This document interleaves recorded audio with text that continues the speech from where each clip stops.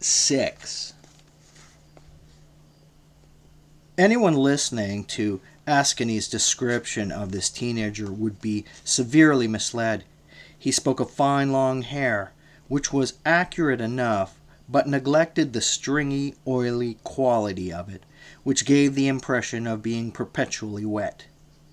I still hear tales of Alexander's blonde or fair hair when it was clearly brown and nothing more. It fell in unrestrained sweeps down around his face, a face that was not without a certain dignity, but coarse, big-boned, and full of pimples. His eyes were not blue, or blue on one side, but again plain brown. At that distance, I assure you, I smelled nothing of the natural perfume that was supposed to permeate his body.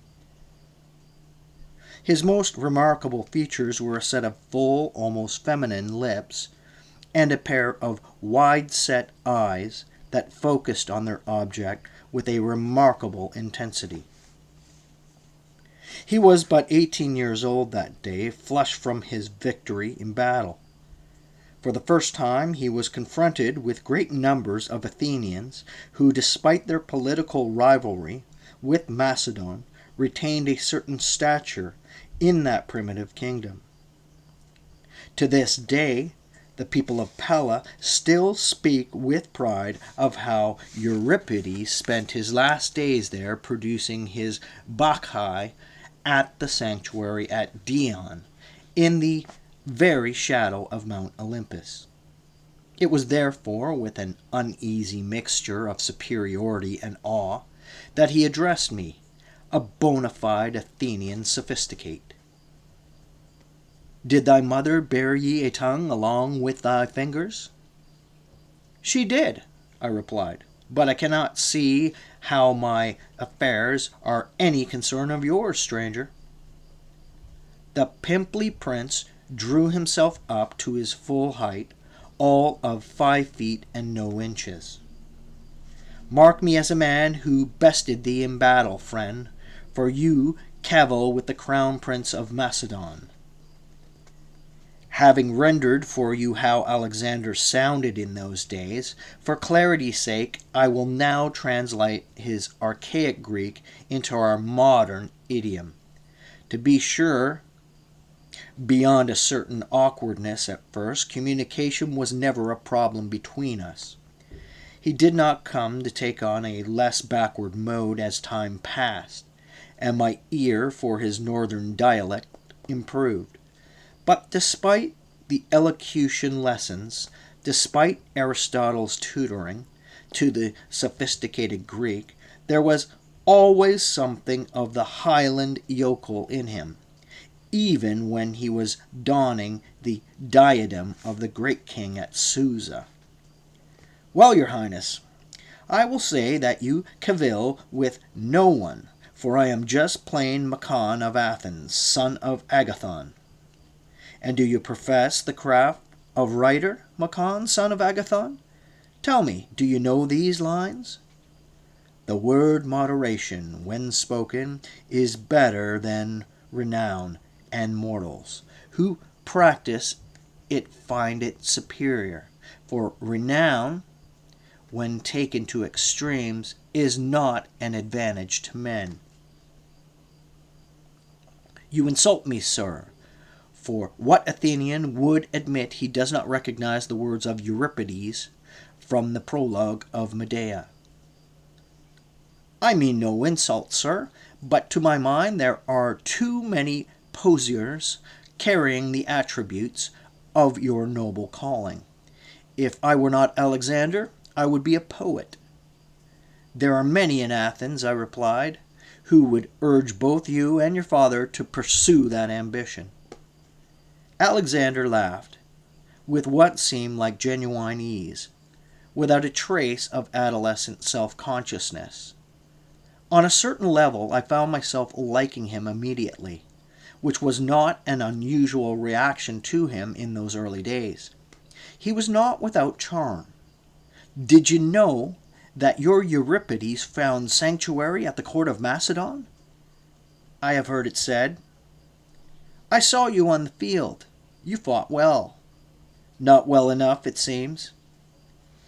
At the time, I thought it possible that the prince could have recalled glimpsing me among thousands of others through the melee of Chaeronea. He has since gained the reputation of remembering an astonishing number of faces and names. Ascanius himself has repeated this claim. The truth is somewhat more complicated, as I will tell you presently. But again, I could not help being pleased by his flattery. You should know that I am not writing poetry. It is a history of this war. Whose style do you favor? Then Herodotus or Thucydides? Herodotus is for children. Exactly right. Soon I will need men like yourself, Machon, serious historians. With that, he turned and walked back to his horse, which was held by a strikingly handsome youth that I later knew to be Hephaestion. The prince seemed to give his friend an order, and the latter shot a measuring glance at me. Then, before he rode off, Alexander shouted back in my direction, "I can only hope that I am not a villain in your story." He was smiling, but there was also a dark edge in his voice that was unmistakable. Soon I learned that Alexander had instructed Hephaestion to do for me. I was moved from a stockade to a small officer's field tent nearby. Inside was a cot, a chair, a writing desk, and a sheath of Egyptian papyrus. Truly an extravagant gift. In truth, it was perhaps too generous. After days living outside and having never before been confronted with such fine materials, the comfortable surroundings became a distraction. In the short time before I was sent home, I got no serious writing done at all. Contrary to what Ascanius has told you, I was not among those who attended the prince during his peace embassy to Athens. Indeed, Ascanius' associates, Phocion and Demades, were among that party, though I will not descend to my opponent's level of scurrility in calling them hacks. Suffice it to say that I was too closely connected to those who opposed Macedonian power before Chaeronea to merit an invitation. I understand that he mentioned my name on several occasions, much to the embarrassment of his host, attending a sacrifice at the altar of Athena, Parthenos. He was heard to ask, "Is Machon in the crowd? Who will point him out to me?" Later, on his inspection of the painted stoa, he said, "I think the paintings very fine, though I wonder what my friend Machon would say of them." I understand that he referred to me so often Demades made serious inquiries on whether he was simple-minded. In fact, Demades had no understanding of the Macedonian mind. Alexander asked for me not because he was simple, but out of custom on a visit to my city. Indeed, I received a note from him communicating his disappointment that I would not be joining the festivities, and his hope that work on my history was proceeding well. These testaments to his good will and of my vocation as historian I hereby place in evidence. "They are so accepted," responded the clerk. I next saw Alexander more than 2 years later. It was after his ascension to the throne of Macedon, following the murder of his father, and a short time after the destruction of Thebes. He was assembling his forces for his invasion of the Persian army. In deference to his position as the captain of the Greeks, our assembly resolved to send 1,000 men to support his cause. Aeschines is quite correct to note that Demosthenes was the primary sponsor of my leadership of this force. He could not be more incorrect, though, in ascribing evil motives to my assignment. Rather, I was recommended by the simple fact that Alexander had shown a partiality for me, and these feelings might be of some use in persuading him to overcome his mistrust of the Athenians. That, and the fact that Phocion, who was far more qualified, didn't want the job. I came up to attend him at Dion, the Macedonian sanctuary of Zeus.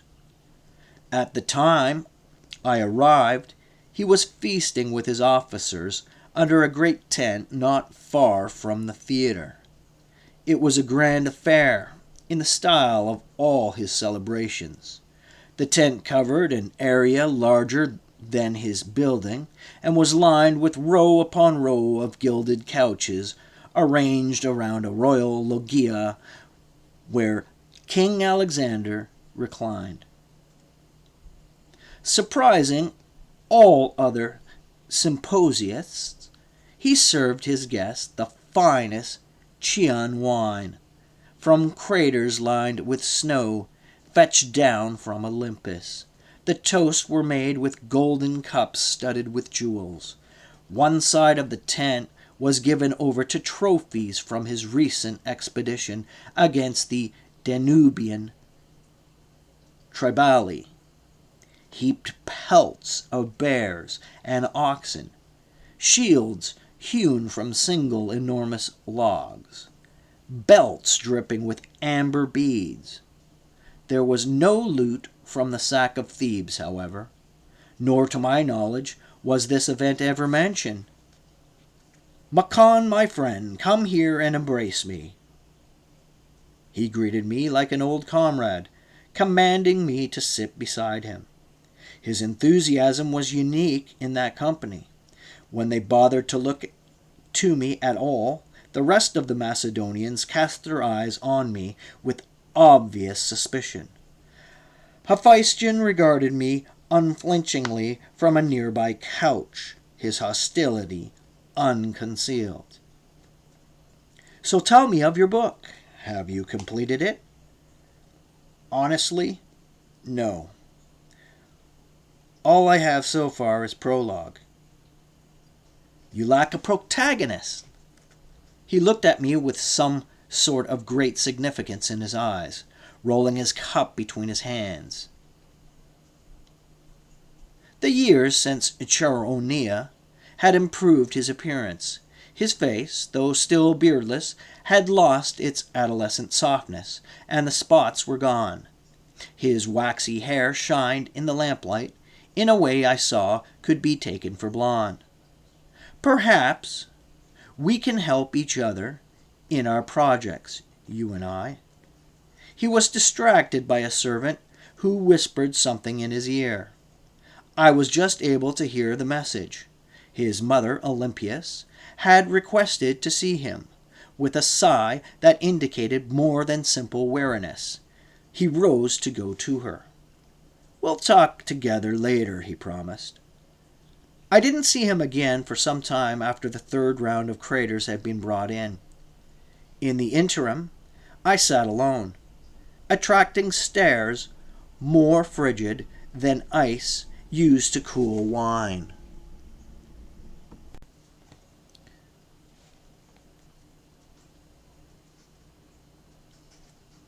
As a precaution against the evil eye, I clenched the fingers of my right hand around my thumb and spat on the ground. The Macedonians around me responded by spitting on the ground too. This set off the revelers around them in a wide, concentric ring of spitting until all men over the great tent wet the floor. A man, gray-haired and heavily scarred in his face, finally approached me. Without introducing himself and listing with drink, he set his feet and pointed an accusing finger at me.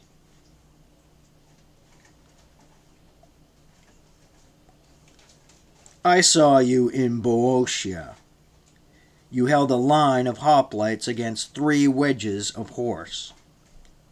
Not knowing what to say, I shrugged. The drunk then leaned forward, an expression of surprised gratification spreading over him. You know how to fight. He raised his cup, drank to me, and staggered off.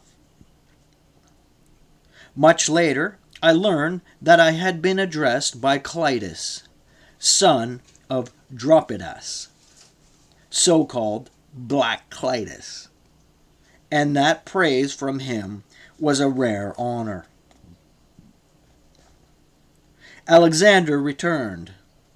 Taking his place on the coach again, he resumed our conversation as if there had been no interruption.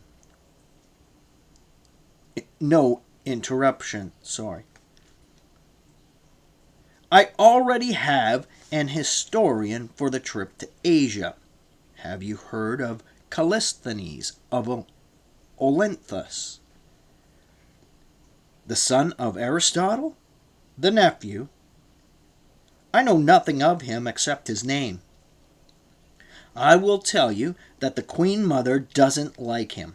I will not bore you with the reasons, except to say that he is no soldier. Give it here, son.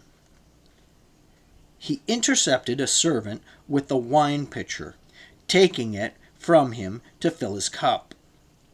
As anachronistic as the Macedonian court seemed to Athenian eyes, it was informal to oblige the king to chase after his own drinks. By comparison, Darius of Persia probably had 3 flunkies dedicated to the management of his potations. We sat together, watching his officers carouse. Here and there, cups were drained down throats or down chins, and the kithara players swayed in their pleated costumes, and the blouses of the female entertainment were peeled away in happy, innocent debauch. The king tapped my cup with his own, asking, "Don't you feel like a demagogue among savages when you sit with these Macedonians?" How could I answer this peculiar question? It sounded like an invitation to insult him. Instead, I kept my silence. So tell me, Machon, if you might join our party. That is why I was sent. Not as a commander, I have enough of those. I need officers along who can carry a pack, but who can also marshal ranks and files of a different kind, the kind that go on scrolls. Do you favor my metaphor? It took me a moment to realize that he was asking this question in all seriousness. I said I admired his metaphor very much, of course, which clearly pleased him. How long a campaign do you envision? To free the Ionian cities for good, no more than 2 years. Can you ride a horse? No. Shall we make you an officer of the shield-bearers? Ptolemy, is he tall enough for first company? No. Then it's second company. Fetch him a helmet. The order was passed from couch to couch and out the door, and drew back a peaked Perugian helmet from the armory, which was likewise handed toward me from man to man. My Lord Alexander, while I appreciate that you want my services, I have seen too much fighting in the ranks to be made a retainer. Our shield-bearers are not retainers, Hephaestion said with some impatience. In our army, they are the light infantry that keeps the cavalry in touch with the phalanx. You are being honored. Alexander dumped the helmet in my lap and clapped me on the back. Welcome to the king's hypaspist.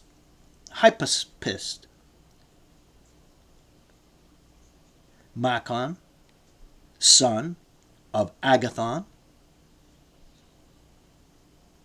I sat through the rest of the party with only the helmet for company. It was old, with enough chips and dents to tell the story of Philip's 17 years of unrelenting raids, battles, and sieges. And now it seemed the pattern would be repeated with the sun.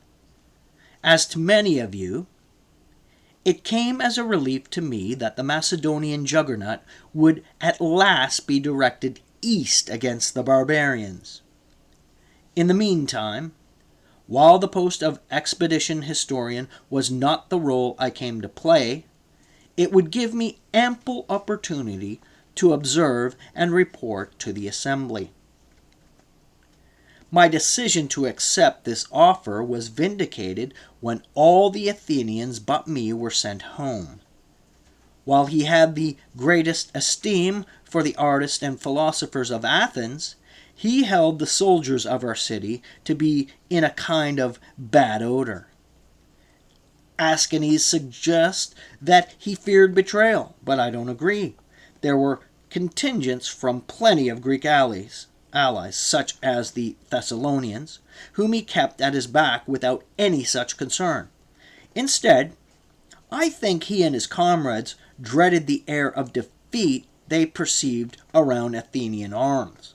The Macedonians had known nothing but victory for a good many years, and standing at the opening of a difficult campaign and of provincial and superstitious minds, they simply wanted nothing but winners around them.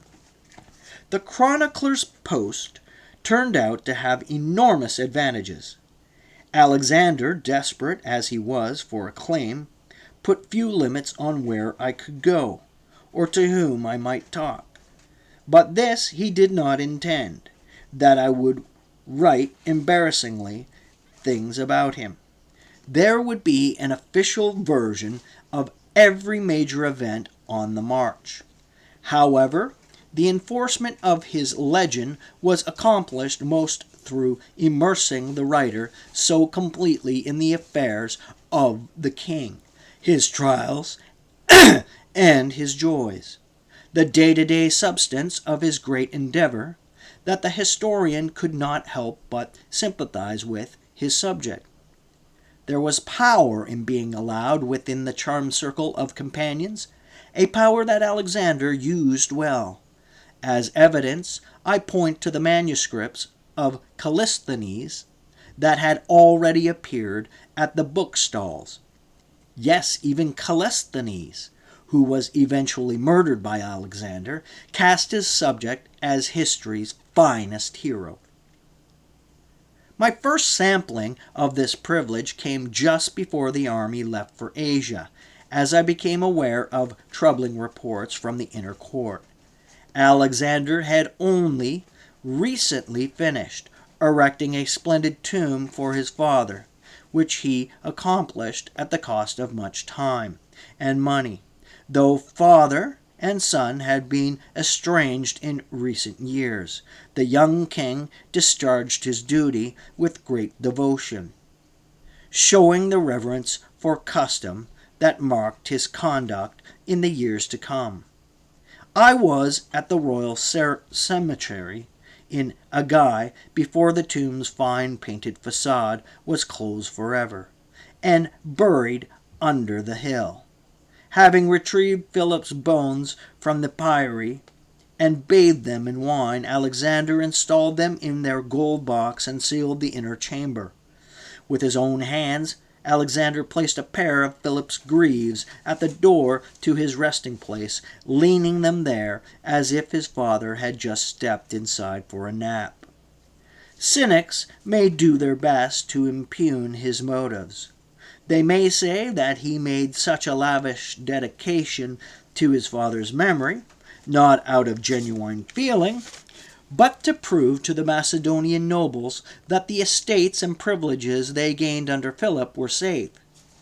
It still cannot have been easy for any son to face the premature death of his father, Add to this the suspicion that Philip was seeking by the end to delegitimize Alexander's claim to the throne by marrying again, and we might begin to understand the welter of feelings in the young man. Yet it seems that Olympias only added to his troubles with a solemn announcement. Philip was not Alexander's father at all. Of this scene I have only rumors, but they have the ring of truth. The queen, who was still beautiful, had claimed for herself a new visibility with the ascension of her son. She was no longer Olympias at all, it seems, but Athena of the flashing eyes, striding around the palace in boots, perfumed helmet, and a cuirass made of crane feathers. Alexander's legitimacy, she declared, did not stem from her marriage to Philip, who was just a mortal after all, but from her union with the very king of the gods. She then attempted to justify her account with inexcusable details. Zeus's cock, she reported, was as thick as a man's forearm, and hung slightly sinister. With mortal women, he fucked like Pan from behind. When he came, the oak trees swayed, and thunder rolled along the mountain tops, and a feeling like the touch of lightning struck deep in her side. His mother went on like this until Alexander, covering his ears, ran groaning from the room. He never saw her again, and to my knowledge he spent not a moment regretting that fact. No doubt Olympias meant in this way to aggrandize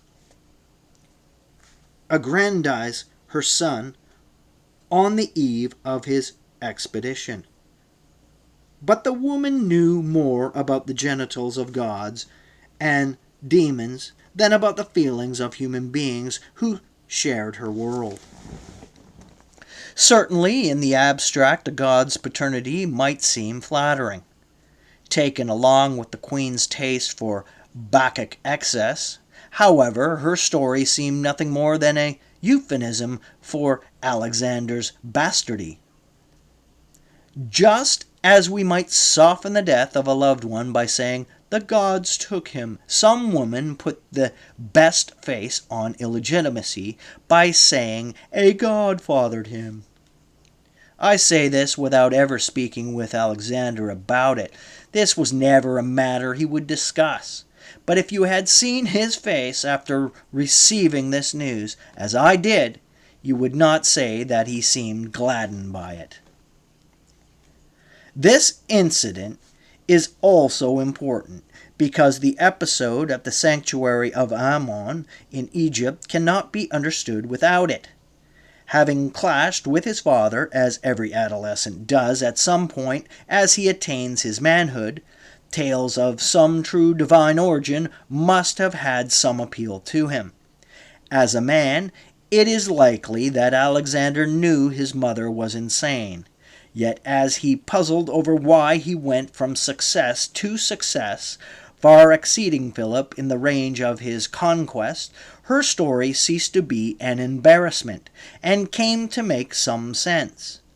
By sense, I mean more than propaganda value. I mean relief from the questions that disturbed his sleep. When he went to Siwa, then he was much gratified, for although the oracle told him exactly what Olympias had, it came without her excess and her self-absorption. Surely, it must be more than mere propaganda value that drove him, as his final wish to want to be buried in Egypt, next to the oracle, and not delivered home to his mother. At this time, Alexander gave every indication to me that the war on Persia had been his own idea. But this pretense rang hollow. He had, in fact, inherited his war from Philip, who had already landed troops in Asia some time before under the command of Attalus, son of Cleochares. Attalus had lately been suffering defeats at the hands of the great king's Greek hireling, Memnon. The Macedonians were on the brink of being driven into the sea. Alexander's expedition was therefore something of a rescue operation. The Macedonians made a virtue of necessity by turning Alexander's arrival on Asian soil into the theatrical event. While the real army crossed elsewhere under Parmenium's command, the king sailed to the shores of Ilion in a party boat hung with garlands and listing with the weight of officers and allied dignitaries. The historians were given a privileged place in the bows so they might witness the climax of the day's program. Alexander's landing. This was incidentally the first time I met Callisthenes. He had styled himself, it seemed, as a miniature version of his uncle, Aristotle, right down to the curly beard. I would have liked to speak with him, but the presence of what he took to be a rival historian seemed to have stopped his tongue. I will say more about him later, and about Ascanius' accusations that I was responsible for his sad fate. For now, let it be said that I had nothing but comradely feelings for him, as a devotee of our mutual muse, Cleo. Any resentment between us was entirely on his side. The plan was for the vessel to come into water shallow enough for the king to wade ashore. Just before he hit the water, he would hurl his javelin onto the beach, whereupon the entire Asian landmass was supposed to become his spear-won territory. When we reached the spot that had been scouted out for the landing, Alexander stood ready with his spotless leather cuirass and his reposé bronze greaves, hair blowing out long and thin in the spring breeze. At the captain's nod, the king lofted his spear, which arched ashore and stood up perfectly in the sand. As he dropped into the surf, however, he stumbled, dousing his hair. As no one had imagined he would take possession of his continent wet-headed, he climbed back on the ship for another attempt. After taking some time to dry himself, he stood at the bows of the ship, came into position. The captain nodded, and Alexander threw again. This time, he didn't need to go into the water because his spear did not stick in the sand. The collected officers and emissaries grumbled. The king gave a sharp look at the two historians, who turned away from the fallen spear as if they'd never seen it thrown. I cannot speak for Callisthenes, but I had the uncomfortable feeling that all this effort was being mounted for the benefit of the two of us, as the eyes and ears of future generations. The third try did the trick. The javelin flew truly and stuck perfectly, and Alexander kept his balance despite the loose footing in the surf. Climbing out of the water, he strode manfully to the spear and pulled it out with a confident, purposive expression on his face. Hephaestion shouted to him that all was well, and Alexander relaxed, sitting in the sand to wait for his crew to debark. Ptolemy, son of Lagus, then appeared behind Callisthenes and me. Upon my first glimpse of this beetle-browed block-chin character, I didn't trust him. Even today, as he styles himself for the throne of Egypt, he has all the charm of a jackal, and fewer manners. He seemed to have a similar effect on Callisthenes, who stood up awkwardly, then sat down, not knowing what he should do. Ptolemy smiled. What an event for our two little scribblers to witness, and for it to go so perfectly on the very first try." "Yes, remarkable," said Callisthenes. I said nothing. He stared at me hard, perhaps not knowing that a man who had faced enemy spears in battle would never wither at a sharp glance. Yet I also knew that my silence had already earned Ptolemy's undying enmity. The last drop of water ran out of the clock.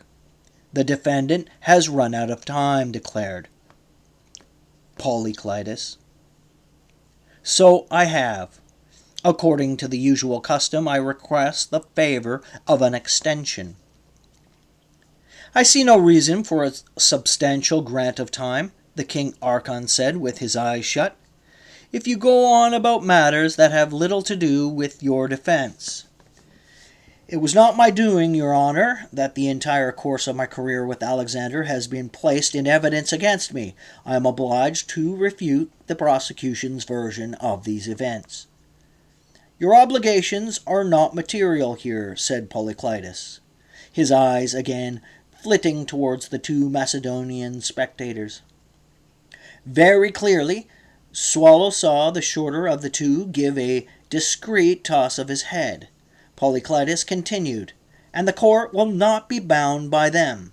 You have a single measure of time to wrap up your statement." "Your honor, I really must protest." "Fill the clock. Proceed with the defense." Machon was about to resume his objection when Swallow gave a single loud clap of his hands, and then another a few seconds later. Darius joined in, and then all those around him. "Men of the jury will be silent." At that, all 500 men in the jury gave the judge a slow ovation. He stared out at them for a moment, as if thinking of some way to punish them, but decided to scream instead. "Stop that clapping! My decision is final! Stop that clapping!" Finally, the King Archon looked back at the Macedonians. Both of them shrugged, turning their faces to the floor. "Very well, then," Polyclitus relented. "As it is customary to be liberal in these cases, you have the same amount of time the prosecution had, but not 1 second more." "For your fairness, I thank you," said Machon, with a tight smile. His eyes rested on Swallow, who took his meaning and waved his hand as if to decline any credit.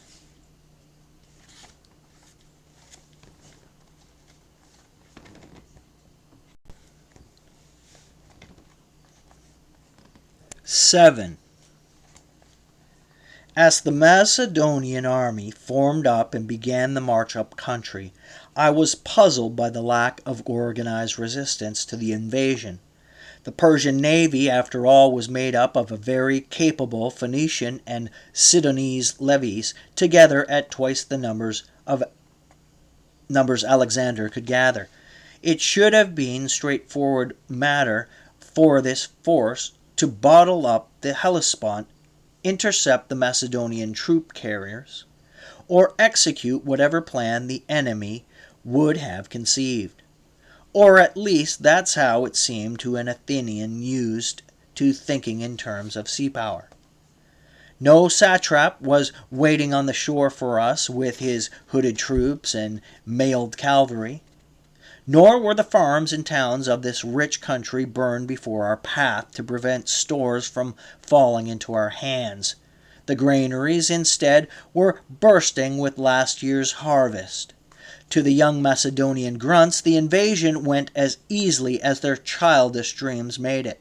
But to anybody who knew anything, the stillness suggested there was something very deeply wrong. It was only much later, upon speaking with Persian courtiers who had been at Susa at the time, that I learned the truth. Though the Persian Empire was vast, it was riddled with problems. The great king, Artashata, otherwise known as Darius III or Darius, was a weakling who had alienated most of the nobility by poisoning his competitors for the throne. Egypt was in the midst of a revolt that had only just been put down by the Persian fleet when Alexander tossed his spear on the beach at Ilium. We might therefore say that Alexander had been lucky to arrive when he did, or cunning, in that he landed with most of Persia looking the other way. We cannot say, however, that his mere arrival represented much of a victory. I might as well take the opportunity now, as I have, Alexander on his way toward the Granicus, to correct an impression you might have gotten from our friend Ascanius. Judging from his account, only Alexander, along with a few other minor players and a faceless army, was present at his battles. But it takes more than one extraordinary man to make an army. Some of the others who went with Alexander had a lot to do with his victories. I'm thinking of Parmenion, the old stalwart, who served Philip too. True, he was not the kind of flashy performer who plays to the gallery by taking foolish risks. He was, in fact, too fat to mount a horse, but he knew how to hold the line against superior foe, which is something Alexander never had accomplished. I've already mentioned Ptolemy and Clitus. These are unsavory characters, thugs really. But they were loyal and ruthless, and such men can accomplish a lot. I would count in their company Pathon, son of Cratylus, though to look at him you would say he seemed more scholar than warrior. His area of knowledge, I came to learn, was the infliction of lethal force on those too weak to defend themselves. I will describe some of his notable works as the occasion arises. To my recollection, Ascanius mentions Perdiccas, son of Orestes, only once, which is strange because he now sits on Alexander's throne in Babylon. In most ways, he was cut from the same cloth as Alexander, face full of curl-lipped arrogance, born to make war, hunt frequently, and drink his wine neat.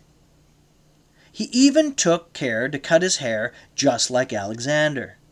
To his credit, he was a decent phalanx commander in the early days, and scaled the ladder of influence with hardly a misstep.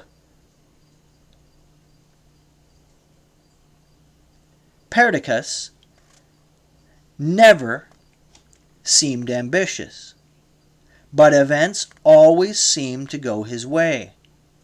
For all his resemblance to the king, however, he lacked one important element: Alexander's impulse to understand the world he was destroying. There were many others who had their moments on the stage over the next 12 years. Peucestes, Coenus, Nearchus, Craterus, Aristander, the soothsayer, and Philotas, whom Ascanius mentions only in relation to the ridiculous charges that led to his death. If you and I were sharing a drink, I would tell you about them all, from their best moments to their worst, and how they shaped the success that has come to compose the legend of Alexander. But we have time today to speak only of Machon, a minor figure indeed. If I say to you, though that Alexander was more a corporation than a man, and his myth a work of many authors, it is because I was there. Let only those who march with me dispute my words. Hephaestion is another bit player in Ascanius' story. Alexander would never have countenanced this. They were friends since boyhood and lovers for almost as long. Alexander was the bottom and Hephaestion, who was bigger and stronger, the top.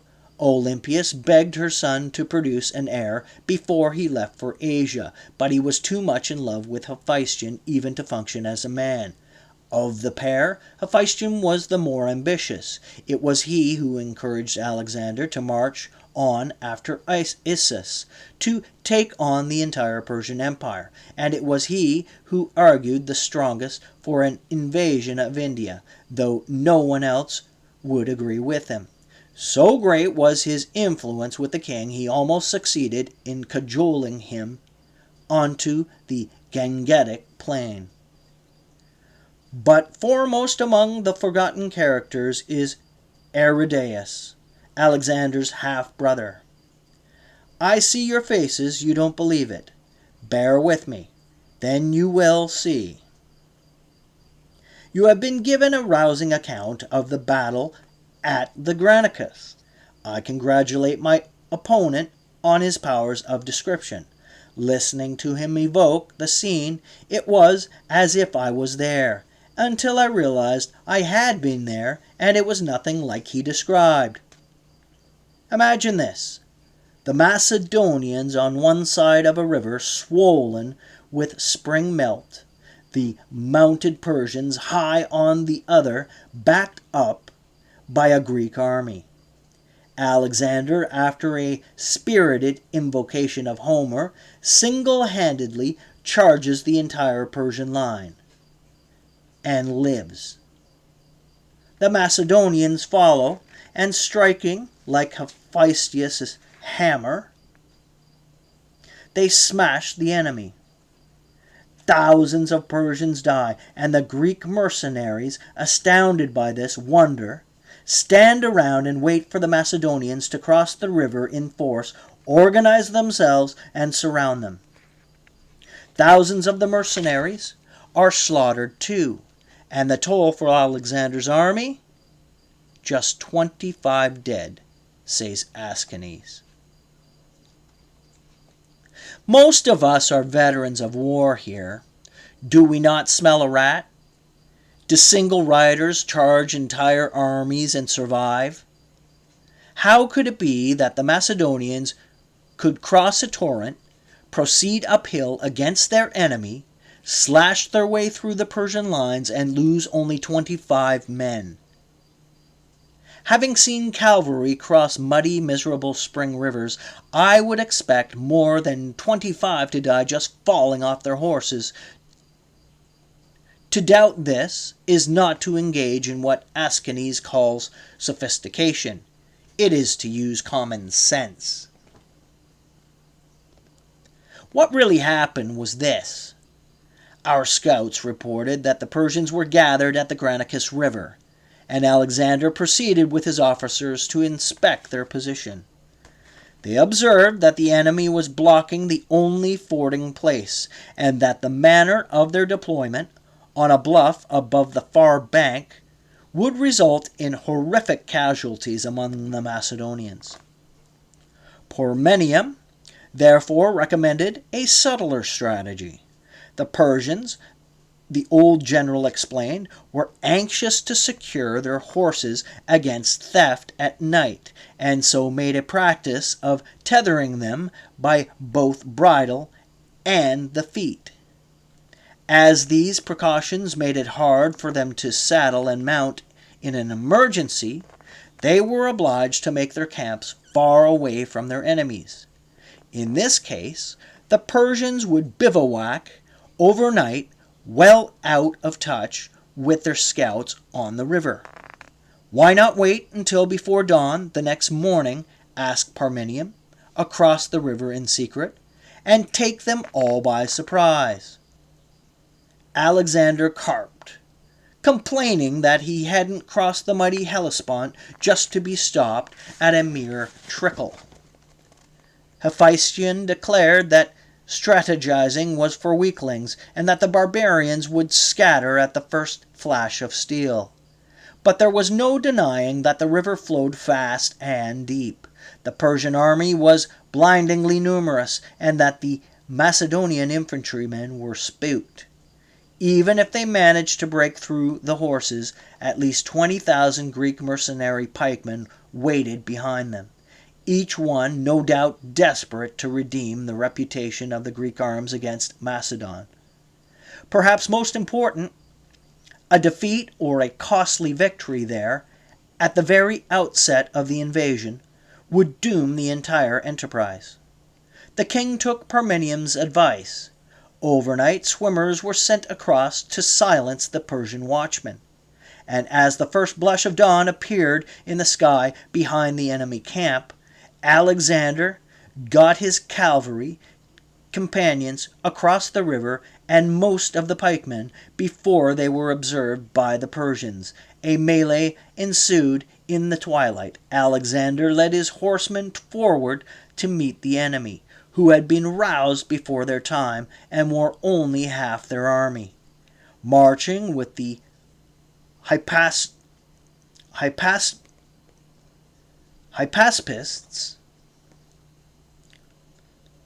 I reached the enemy camp in time to see Alexander sitting on the ground, being ministered to by a doctor after he was struck in the helmet with an axe. Clytus, who had saved Alexander at the last second, crouched with his hands on his knees looking down at the king. That was when I noticed something curious. Alexander was out of the action, barely conscious, but someone very much like him, with the same build, same stature, and virtually the same voice, was still directing the attack on the Persian camp, with unerring perception of the flow of forces around the battlefield. He directed cavalry and footmen into flying columns that cut the disorganized enemy to pieces. As the sun broke over the horizon, we could see scattered remnants of the Persian cavalry fleeing, and many of Darius' Greek hirelings still in their camp clothes surrounded. Who was the commander who accomplished all this? Sighting him again, I followed some distance behind. His resemblance to Alexander in both movement and voice was striking, yet he wore far more armor than the king, including a muscle cuirass and greaves. Coming closer, I could see that he wore a lot of armor, but nothing else. No cloak, no tunic, no groin flaps. His ass was bare for the world to see. This spectacle intrigued me, to say the least, for this half-naked apparition was directing the relentless slaughter of virtually all the Greek mercenaries. By midday, more than 15,000 bodies formed an enormous mountain of fly-strewn flesh. But in the time it took me to glance at the dead and then look back, the mysterious commander was gone.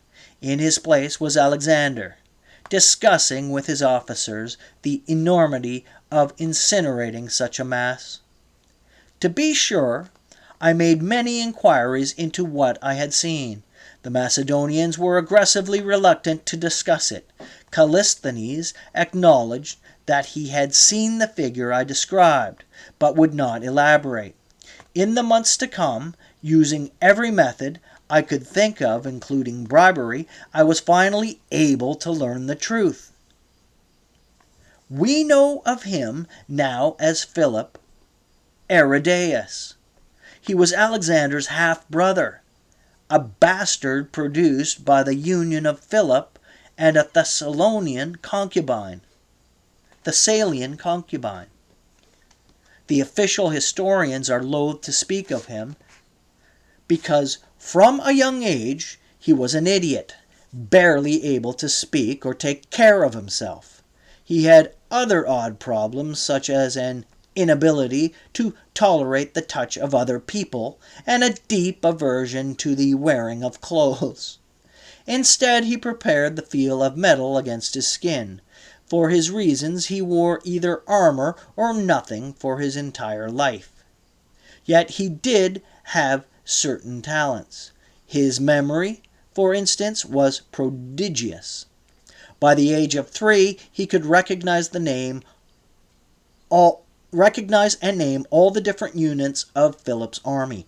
By 8, he memorized the entire text of the Iliad. He knew thousands of men by name and the names of their fathers, and could recount their deeds in battle with precise detail. Alexander, on the other hand, was a charmer, but had no head for the common man. When he was forced to interact with them, he never knew their names. Aridaeus remembered everything. The man was in every way fascinated by war. From a young age, he liked nothing better than to pore over maps, planning for his fanciful campaigns.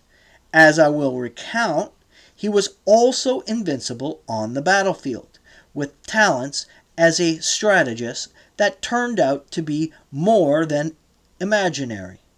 But I shouldn't get ahead of myself. Suffice it to say that you will never read of Aridaeus in any official history, because the combination of martial virtue and complete idiocy was incomprehensible to the Macedonians. They were, and are, deeply embarrassed by what they owe to him. The origins of his illness are obscure. Some say he was born that way, others that Olympias, fearing competition for Alexander's future throne, had the infant Aridaeus fed poison with his breast milk. Her intent was not to kill him, which would have been too obvious a crime, but to destroy his mind.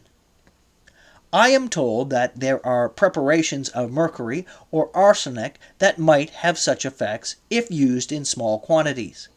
But bear in mind that I have no proof that he was poisoned. I know only that wherever he came from and however he did it, he became the secret weapon of the Macedonians. Aridaeus' skills were discovered by accident during the assault on Thebes. Alexander didn't expect to take the city, but instead wished no more than to teach the Thebans a lesson. Aridaeus, who was dressed in his usual armor, which, when he appeared on the field, was mistaken for Alexander when he began to issue commands. Sizing up the situation in an instant, he dispatched troops to the weakest part of the Theban wall. The city fell. This victory caught Alexander by surprise. In his confusion, he didn't know what he wanted to do with the prize, so instead turned the decision over to the Thebes' petty and resentful neighbors. They, of course, wanted the city razed.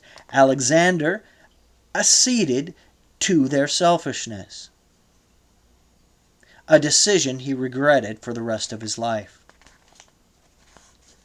For later battles, Aridaeus was brought out on a horse with an escort of mounted companions around him to conceal his presence from the rest of the army. From this cocoon, the simpleton sent orders around the battlefield. With each victory of Aridaeus, Alexander's reputation for invincibility grew. Ever resourceful Aridaeus added his brother's renown to his arsenal, deploying Alexander like a psychological weapon. "Send panic over there," he would say, or "more terror on the right." The only thing that was more remarkable than his generalship was the Macedonians' refusal to acknowledge it. Machon paused as the jury turned in a body to the Macedonian spectators. They just stood shaking their heads in a vaguely menacing way, as if the defendant had sealed his fate with his testimony. In any case, the Macedonians had their victory at the Granicus, and also managed to kill most of the Greeks fighting in the service of the great king. Notice that, unlike Aeschines, I make a distinction between the two peoples. We kept hearing from him about the Greeks at Issus, the Greeks at Gaugamela. I assure you there were very few Greeks on campaign with Alexander in Asia, except for myself and some Thessalian cavalry, who were held mostly in reserve anyway. The Macedonians have little use for Greeks except to kill them. Outrageous, you say? You would agree if you counted the Greek casualties among the enemy at the Granicus and Issus. It is a fact that Alexander's army killed more Greeks than anyone in history. By that, I include Xerxes, Darius, or any other foreign king. As I have said, I will not revisit every word Aeschines has said, except to note that he has flattened the character of Alexander, who was a man in full, into something close to bas relief. Because he admired Athens and history so much, the king accepted me into his company as if I had always been there with him, in the opulent but cold palace in which he was born. His candor was astonishing. For example, when I asked him privately about the serious manner in which he drank, he told me it didn't matter, since he expected to be dead by the age of 30. Pressing him further on this, I learned that assassination was the acknowledged lot of Macedonian kings, with not a single one of his predecessors having died of old age. When he was somewhat deeper in his cups, I asked him why he bothered to go on campaign if his future was so clouded. But that is exactly why I do go, my dear Machon. If I am killed in battle, I will deprive them of a king to murder. His replies on these matters were not always consistent. Sometimes he expressed the outright desire to die. Others he aspired only to deprive his officers of the pleasure of killing him. Still others he showed an overwhelming sense of grief for the destruction of Thebes, which he believed was a sin that the gods would never forgive. He carried this fatalism to the battlefield with him, letting it drive him to acts of reckless valor. His enemies perceived this desperation in him, this assurance of his own death, and stepped aside. It was the unique combination of Aridaeus' madness and Alexander's despair that drove the success of the Macedonians. No army could cope with them both. What I learned about him gives a different meaning to the old story about Alexander and his doctor. According to the legend, Alexander was suffering from sickness when he received a written warning from Parmenion that the royal doctor, Lysias, had been bribed by Darius to kill him. At the same moment Alexander read the letter, Lysias was handing him an emetic to drink. The king, they say, cheerfully handed Parmenion's warning to the doctor. Lysias read the accusation and was preparing to deny it when he saw that Alexander had already swallowed the drug. And although the stuff was foul and was meant to sicken him to his stomach, the king did nothing more than soothe Lysias's consternation. So sure was this innocent fellow that he would be executed.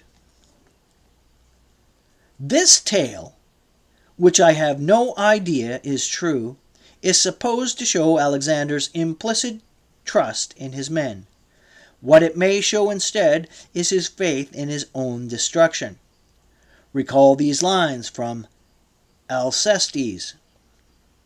My mother was accursed the night she bore me, and I am faint with envy of all the dead. Euripides, by the way, was always Alexander's favorite poet. That he favored Homer is an outright lie, perpetuated by Ptolemy. Alexander approached the unraveling of the Gordian knot as something of a stunt. The episode ended up as a fiasco and has somehow been transformed into a triumph. Aeschines says that I encouraged him to attempt the puzzle in order to see him fail. The truth is that I argued with him not to offend the gods by presuming he could solve it. He replied that the challenge would teach him something about himself.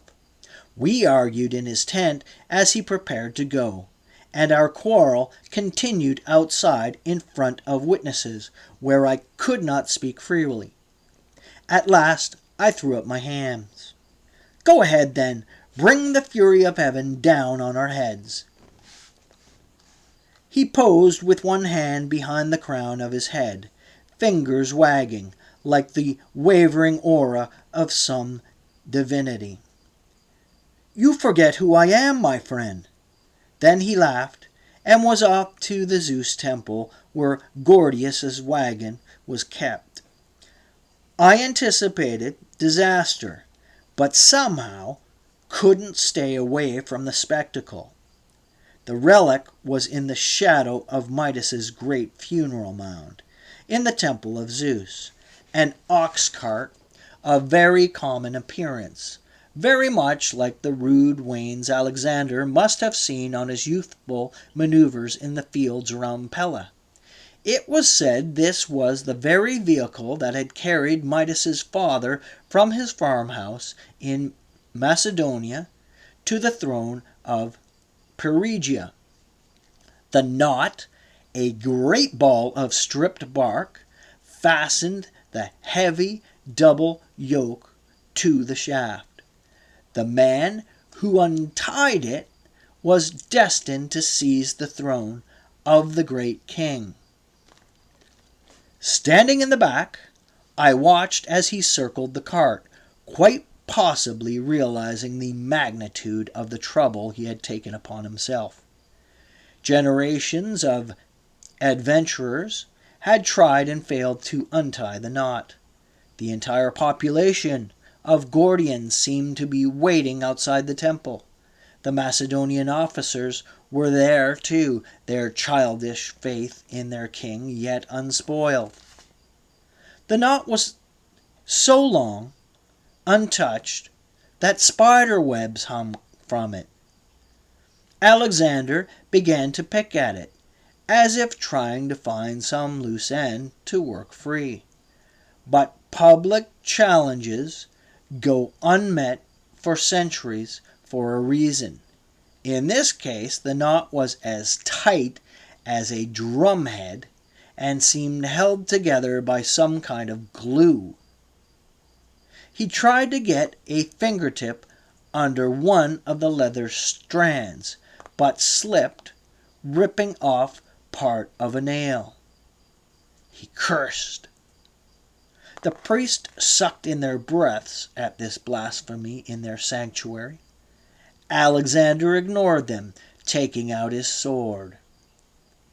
Working the tip between two strands, he struggled to widen the opening, but the knot moved too much, and he could not grip the blade tightly enough. The king became frustrated, stabbing at the wobbly thing until he went red in the face, and everyone became embarrassed for him. The nervous whispers of the onlookers became louder, and Hephaestion looked as if he was ready to intercede. That was when Alexander raised his sword and commenced hacking at the knot, as if he were chopping wood. It was a big sword, and though he was short, Alexander had a strong arm. Yet it still took more than 20 blows to cut through the leather mass, and by the end the king was wide-eyed and sweaty and oblivious to the expressions of horror on the faces of the natives. With a look of accomplishment on his face that was absurd as it was childish, he held up the two severed halves of the knot. At that, the senior members of his staff clapped their hands, and with their glances made sure the junior officers followed until the Macedonians were applauding him. It was an anxious moment, in fact, because the natives and foreigners' attitudes to the sad spectacle were so different. But in the end, the ones with the weapons prevailed, and the king basked in an ovation that seemed to go on forever. The celebration paused as a peal of thunder was heard above the temple. All at once the nervousness returned, and some even proceeded suddenly to jeer the king, believing that the gods had expressed their disapproval of what he had done. But Perdiccas leapt on a plinth and settled the issue. Zeus has thrown his thunderbolt. The new king of Asia is crowned. All at once, the pendulum swung from uncertainty back to servility. The soldiers ripped the ancient cart from its moorings, lifted Alexander inside, and rolled him around the sanctuary in triumph. As the temple emptied, I stayed behind to watch the head priest. The man knelt before the discarded halves of the knot, threw the folds of his cloak over his head, and wept. In the wake of Alexander's triumph, there seemed an urgency to clear out the Gordian as soon as possible. The army prepared to move on to Ancyra, about 20 parasangs to the east. As we decamped, I noticed a tiny figure atop the great mound of King Midas. Coming closer, I saw it was Alexander, sitting up there with a wine jug and his sword stuck in the mound beside him. He hailed me as I came up to join him. "Machon, have you nothing better to do than climb hills?" It is a remarkable hill that we both have climbed. And it was. The mound, which they say is heaped atop a fabulous hoard of undiscovered treasure, commanded the plateau for miles around. Around the city stretched a patchwork of farms, split by the winding ribbon of the river Sangarius. The Macedonian camp was a constellation of torches by the river. From that distance, and as the twilight came on, no figures could be seen in the town or the camp below.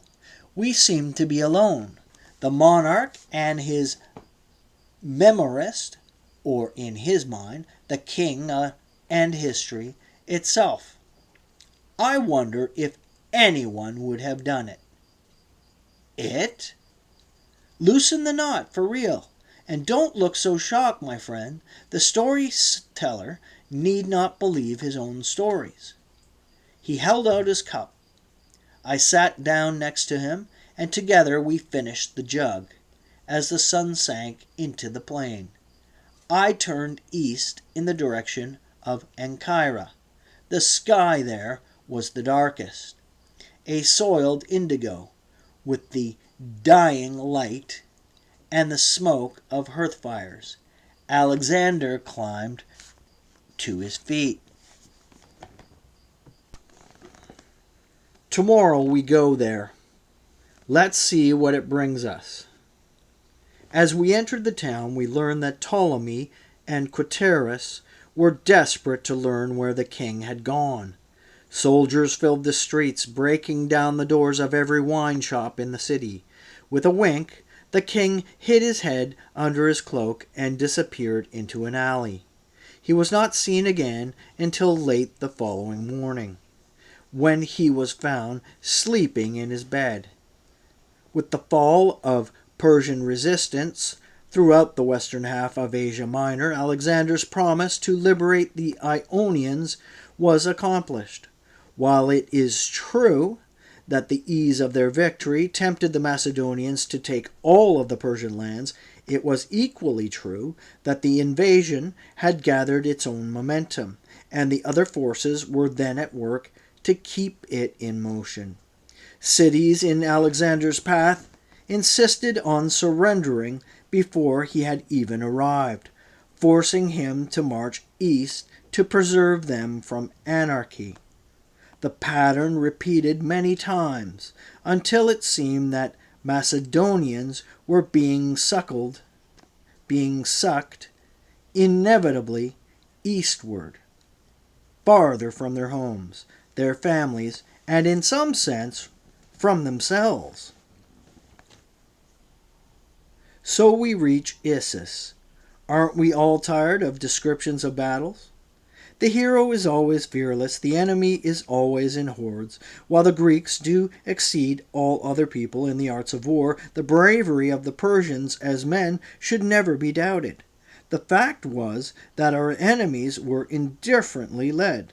The great king could more easily find 100,000 soldiers than one decent company commander. Darius, who showed up at last to defend his kingdom, was content only at setting up troops for battle. The more essential skill, that of leading them through the adjustments that are inevitable in any fight, was completely beyond him. Darius disposed his forces in a defile along the banks of the river Panaris, from the foothills of Mount Amanus, on his left to the sea. His center was again held by his Greek hirelings, who burned to avenge the humiliation of the Granicus. The banks of this river were even steeper at the Persian center than at the last battle. Darius increased his odds of success by using gangs of slaves to mound up even more earth there, so that his mercenaries would look down on us from a great height. On his right, Darius massed a multitude of armored cavalry. Arrayed behind this narrow front was a horde of crack archers, slingers, and native infantry. Ascanius was most expansive on this matter, so I won't expend my time on the details. The fact is that Alexander was late showing up on the morning of the battle because he was hungover. The more he drank the previous evening, the more he became assured that he was fated to die, either at the hands of the Persians or of his own men. His drinking companions, Hephaestion, Parmenium, and Clytus, indulged this fantasy by asking him how he would dispose of his new kingdom. He replied that he cared only of disposing of himself, for his preferences would not matter the slightest bit after he was gone. Of course, he didn't die at Issus, but his words proved prophetic, as the present circumstances surrounding the royal succession show. That Darius would offer battle in such a narrow valley was unexpected. The Macedonians, who had been prepared to face a large cavalry force on open ground, were confounded that the great king would negate his own best advantage.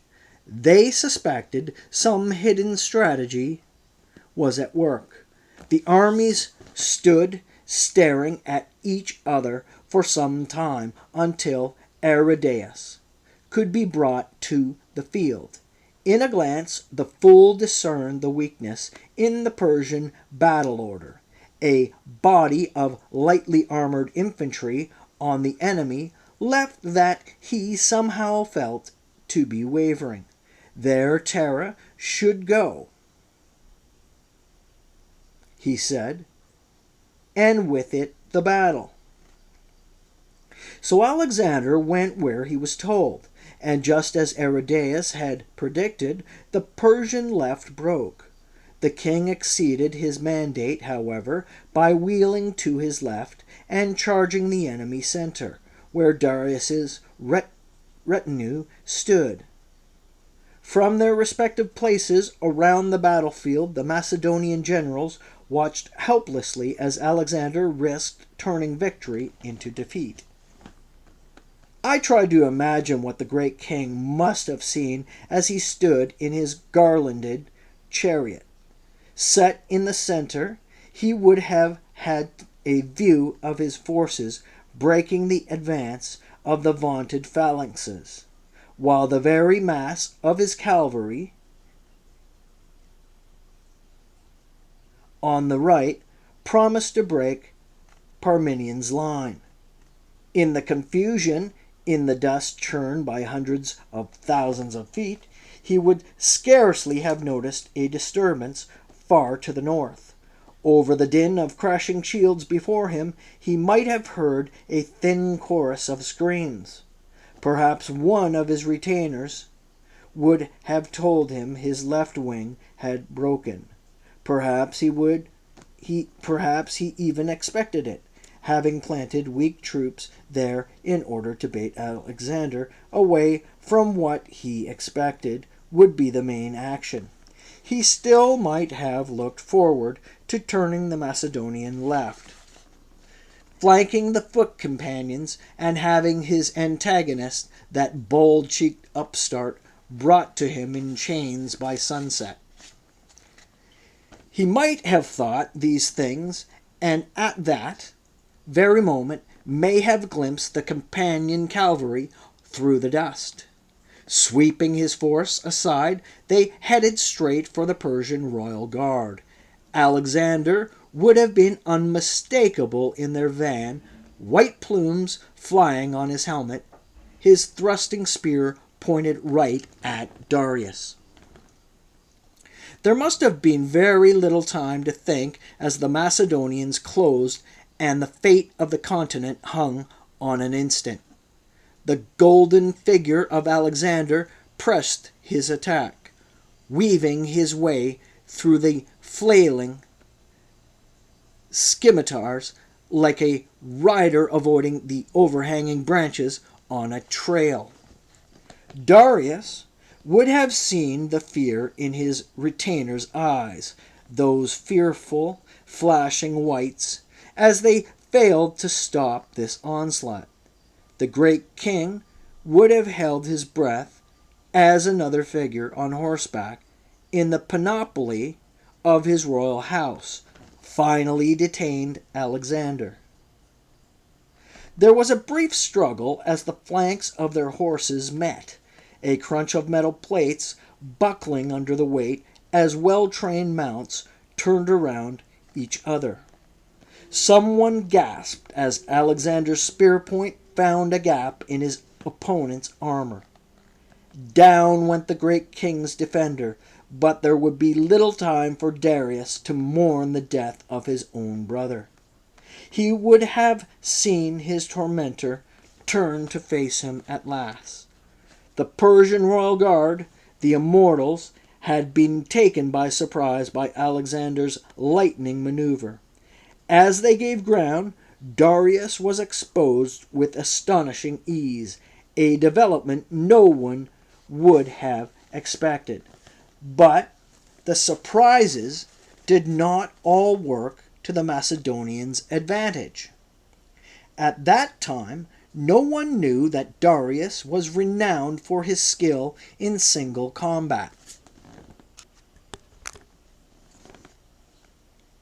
From Clitus, I learned that Alexander made straight for the royal chariot, made a pass with his stabbing spear, and missed. Darius, who towered above the rest of the battlefield in his high-peaked leather war bonnet, had a javelin ready. With a barbarous cry, he let loose as Alexander rode by, striking him in the leg just above the knee. Everything on the battlefield seemed to come to a halt when Alexander was wounded. It was as if when he fell, everyone believed the war would instantly end, that the combatants, their reason for fighting gone, would simply disengage, shake hands, and go home. Only Darius was still in a frenzy, screaming for another javelin. We did yet know at that point that the great king took Haoma before the battle, an extract of the ephedra plant that is taken with milk. This drug, said to instill feelings of euphoria and in greater quantities ecstatic awareness of the hidden secrets of the universe, it also gives great strength, though at the cost of a disordered mind. It was what the Persians used in their worship of their gods, just as the Greeks use wine in our rites of Dionysius. In this sense, both kings came to the battle in a very devout state. It might have been the Haoma that allowed the great king to make such a remarkable throw. However, when Alexander proved able to pull the javelin out of his leg, the drug's disadvantage showed. All at once, without even being touched, Darius panicked. Before the Macedonians could organize themselves, we were looking at the back of his chariot. The entire mass of the Persian army immediately broke in retreat. Alexander, still looking for a spectacular exit from this life, was stabbing and slashing at anyone in reach. The day ended much as it had at the Granicus, with the field in the hands of the Macedonians and the ground littered with bodies of Persians and the Greek mercenaries. Alexander, who regretted that his injury was superficial, was restrained by the doctors from giving chase to Darius. The fact that he was wounded at all was judged to be a disaster by the Macedonians, particularly Ptolemy and Hephaestion. They would have preferred to lose 5,000 men than brook any hint of the young conqueror's mortality. So you can see that they were already thinking in these terms, that the legend must emerge that Alexander was unstoppable because he was a god. To his shame, Darius abandoned not only his troops but his household to the enemy. By now, you have all heard of the luxury Alexander saw in the camp of Darius. The great king's field tent was more resplendent than Philip's royal tomb in Agai. Darius touched nothing that was not precious. Golden cups, golden plates, golden bathtub with working taps, a golden commode for his backside. His nostrils were caressed by golden braziers, burning aromatic woods from Arabia. His feet trod on carpets spun of golden thread and as soft as a woman's thighs. For official functions, he sat on a chryselephantine throne, chryselephantine throne, with as many precious gems as stars in the night sky. The Macedonians stood in quiet awe, never having imagined such splendor. All this gold had an effect on the Macedonians. Willingness to go all the way to Persia, not to put too fine a point on it, but the question arose of what wonders awaited the enterprising conqueror who took the royal palaces at Susa, Persepolis, or Ecbatana, given that Darius's field camp was so resplendent. That the Macedonians went so far east because of strategic considerations is at best only a half-truth. The simple promise of the loot loomed at least as large for the mid-level officers, without whom Alexander could never have convinced his army to go anywhere. I cannot pass over in silence how my opponent portrays my remark upon seeing Darius's tent. At last we see what it means to be a king. Again, there is an insinuation here of sinister intent that is more cynical than convincing. Those who were present took it as it was meant, as a jest. Shame on you for making it more than that, Ascanes. As far as I am aware, having a sense of humor is not yet an actionable offense in the courts of the Athenians.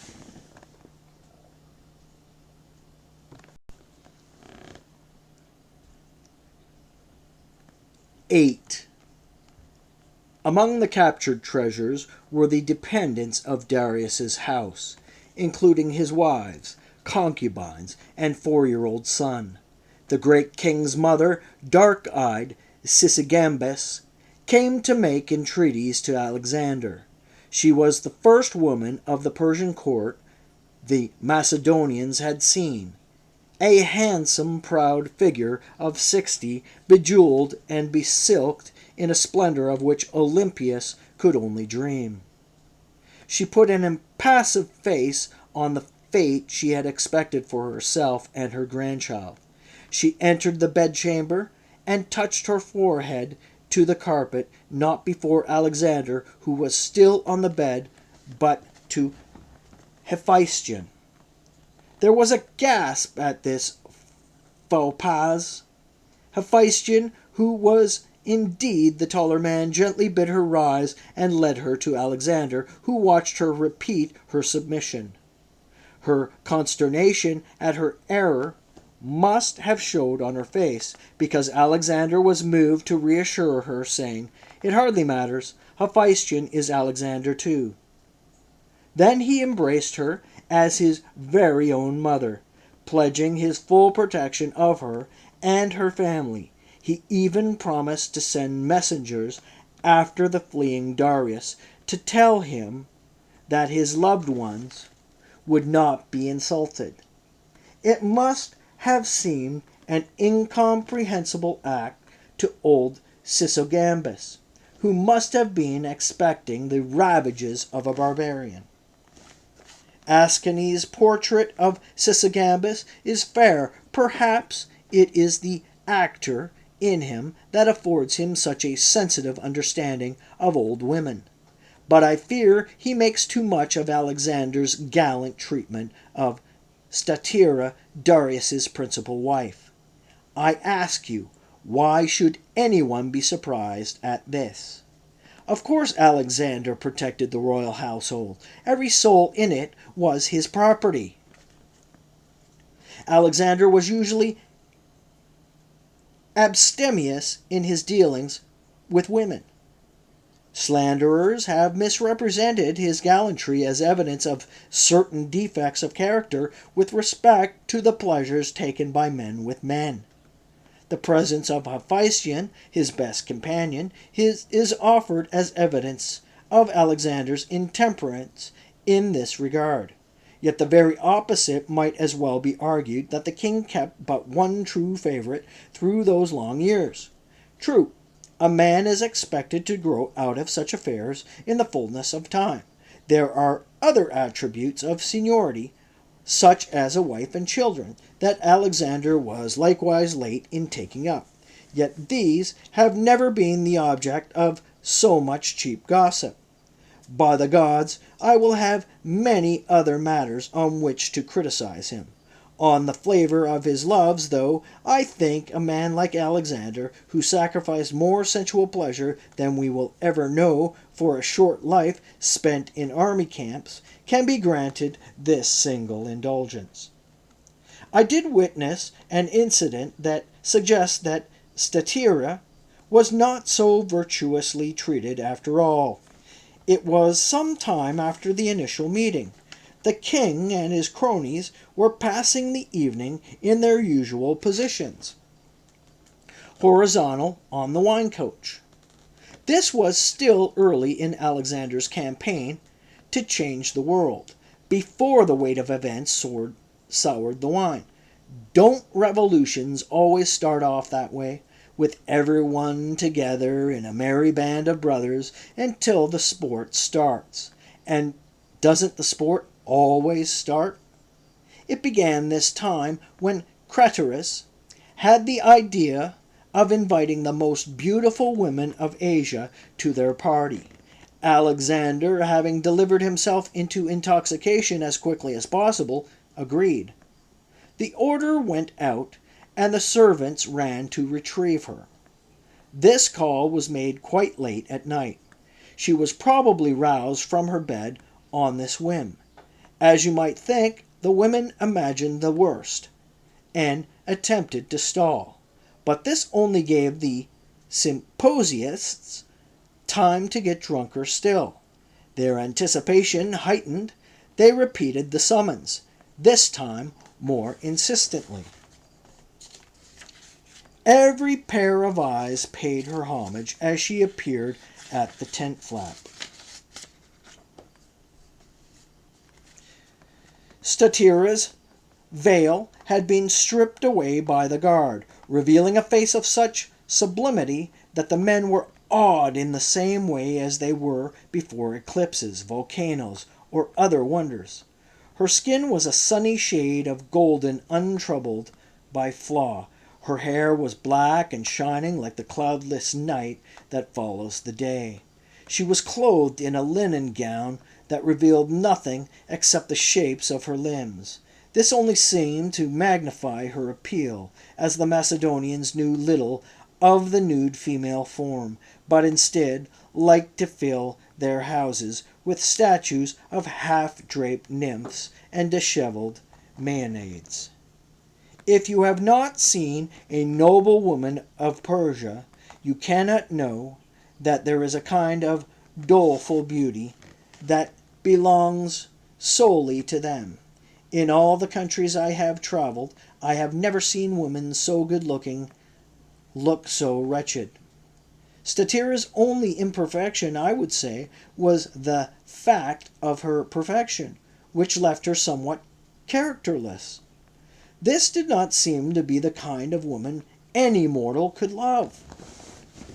For her part, Statira was entirely impassive, looking at no one and taking no notice of her surroundings except to reach the couch next to Alexander.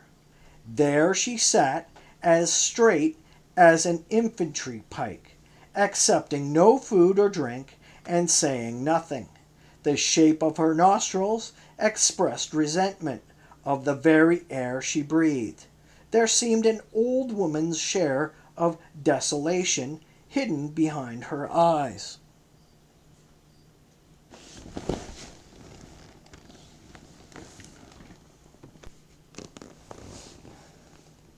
The mood Statira brought with her, the lure of both her beauty and her forlornness, reduced all men around her to stupefaction. It was Clitus who finally broke the silence, asking how any man could abandon such a prize or even bring her so close to the battle that such a loss could be contemplated. "I must say I am disappointed," replied Python, "for I expected her to be younger." "In her case it doesn't matter." "Oh, it always matters with women. Here is the secret to escape becoming a slave to a pretty maid, boys. Tell yourself that in 5 or 10 years she'll droop. It's inevitable. It is the curse of the sex.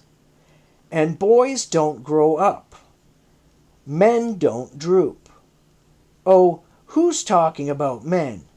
With that, Python gave a glance at Alexander and then to Hephaestion, who was unique in the group for his lack of enthusiasm for calling out Statira, or for her presence. Clitus had no such reticence. "However, to me there's no comparison. I've had it all, done it all from here to Kerkyra, and for my money it's women." "Women have their uses," countered Python, "but not for inspiring true desire. That cannot be denied." "I deny it. It is possible to have passion for females." Clitus and Python went back and forth, debating the respective virtues of each sex until Perdiccas looked to the king. "And what does Alexander say of this?" The king lowered his cup, smiled. "Diogenes recommended neither women nor boys, but masturbation. It's like satisfying your hunger just by rubbing your stomach. During this exchange, Statira was there to look at, and as the looking was good, nothing more was demanded of her. But by the cracking of the fifth crater, the men weren't seeing so well, and some more lively form of entertainment seemed in order. "Do you sing?" they asked her. "Dance? Recite the epic poems of your people?" To each of these she gave a small toss of the head that we were given to understand meant no. "Well then, what can you do?" Craterus asked this question with the downward direction of his glance making clear his true meaning. The company, including Alexander, but not Hephaestion, gave a laugh. Philotas, ever the jolly comrade, picked up the theme. "But surely you play the flute? Don't all women play the flute?" More chortling, more drinks all around. As the merriment rolled on, Statira's eyes began to moisten in the torchlight, because she hid her face behind her hands. Philotas slammed his cup to the table. "Oh, spare us this phony piety, woman. Barbarian marriage isn't like ours. You're nothing but a fancy concubine. You may count yourself lucky not to be passed among the guards," warned Clitus. Darius's wife began to sob through her hennaed fingers, and with the first teardrop, Alexander's nobler instincts were aroused. "Of course she plays the flute. That privilege, however, is for kings only. Now all of you out." There was a moment of hesitation as everyone wondered if he was serious. "Out," I said. The celebrants rose as best they could, topping off their wine cups on the way. Hephaestion was in the lead until Alexander called him back. "Not you, my friend. There is something I must attend. Come here. Remember, you too are Alexander." Hephaestion obeyed, his face glowing red with rage and humiliation, as the rest of the party cheered and slapped him on the shoulder. From that moment, it was clear to me just how unpopular Hephaestion was among his own people. His relationship with Alexander was so resented that it was a wonder that in all his battles he never ended up with a Macedonian arrow in his back. The last I saw was Hephaestion from behind, standing at awkward attention just inside the tent, as Statira stared at him with fear rising in her eyes. The tent flap fell shut.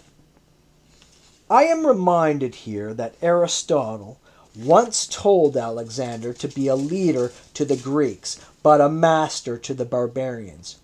Of this particular incident, Statira, of course, said nothing. But when she died nearly 2 years later, it was not due to the rigors of living on the road, as Aeschines has said. After all, the Persian court was always on the road. Instead, I have it on good authority that she died in childbirth. Of the fate of her baby, I have nothing to report. Not even Sisygambis knew, or if she did, she never divulged anything. So was Statira's honor respected. You be the judge. I was much entertained by Aeschines' account of the siege of Tyre. The problem, of course, was that the Persian fleet was still sailing unopposed in the Aegean, free to foment resistance and harass Macedonian garrisons. To deal with this fleet, Aridaeus suggested a novel strategy. Alexander would not assault it directly, as his navy was small and the enemy employed vessels manned by seasoned Phoenician and Cypriot seamen. Instead, he would wear down the great king's navy by depriving it of safe harbor. This would require not only the closure of all the ports in Asia Minor, but also the subjugation of the Phoenician cities on the Levantine coast. Old Parmenium disagreed, urging a fight at sea that would in any case be less expensive and time-consuming than conquering every harbor. Alexander heard his advice, weighed it, and ordered his fleet disbanded. He would gamble all on Aridaeus' land strategy. As fast as Alexander's army marched, news of his victories spread faster. Marathus, Byblos, and Sidon opened their gates to him, and emissaries from Tyre, the richest of the ports, made pledges of neutrality. Alexander accepted the Tyrians' goodwill gifts of provender and a golden crown, asking only that he be allowed into their city to make a sacrifice to Heracles. That, alas, we cannot allow, said the head emissary, heaving the Thespian sigh. The great king would no doubt see that as a violation of our neutrality.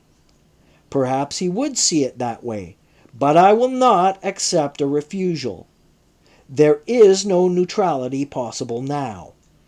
He left unsaid the obvious concern that any port not in his allegiance after he marched east could be used by the enemy's navy to support operations against his rearguard. May we suggest an alternative for your observance, O king? The temple of Heracles, Paleotarus, for example. It is within the town?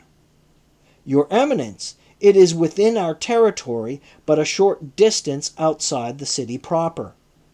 I think, said the king, that the only alternative to a sacrifice within your gates will be an unpleasant one for you. At this, the haughty Tyrians, whose city stood on an offshore island, ringed with high walls, dropped all pretense of humility. They laughed in Alexander's face. Unless you Greeks have gills, Tyre can never be taken. At that, Alexander told them to prepare to defend themselves.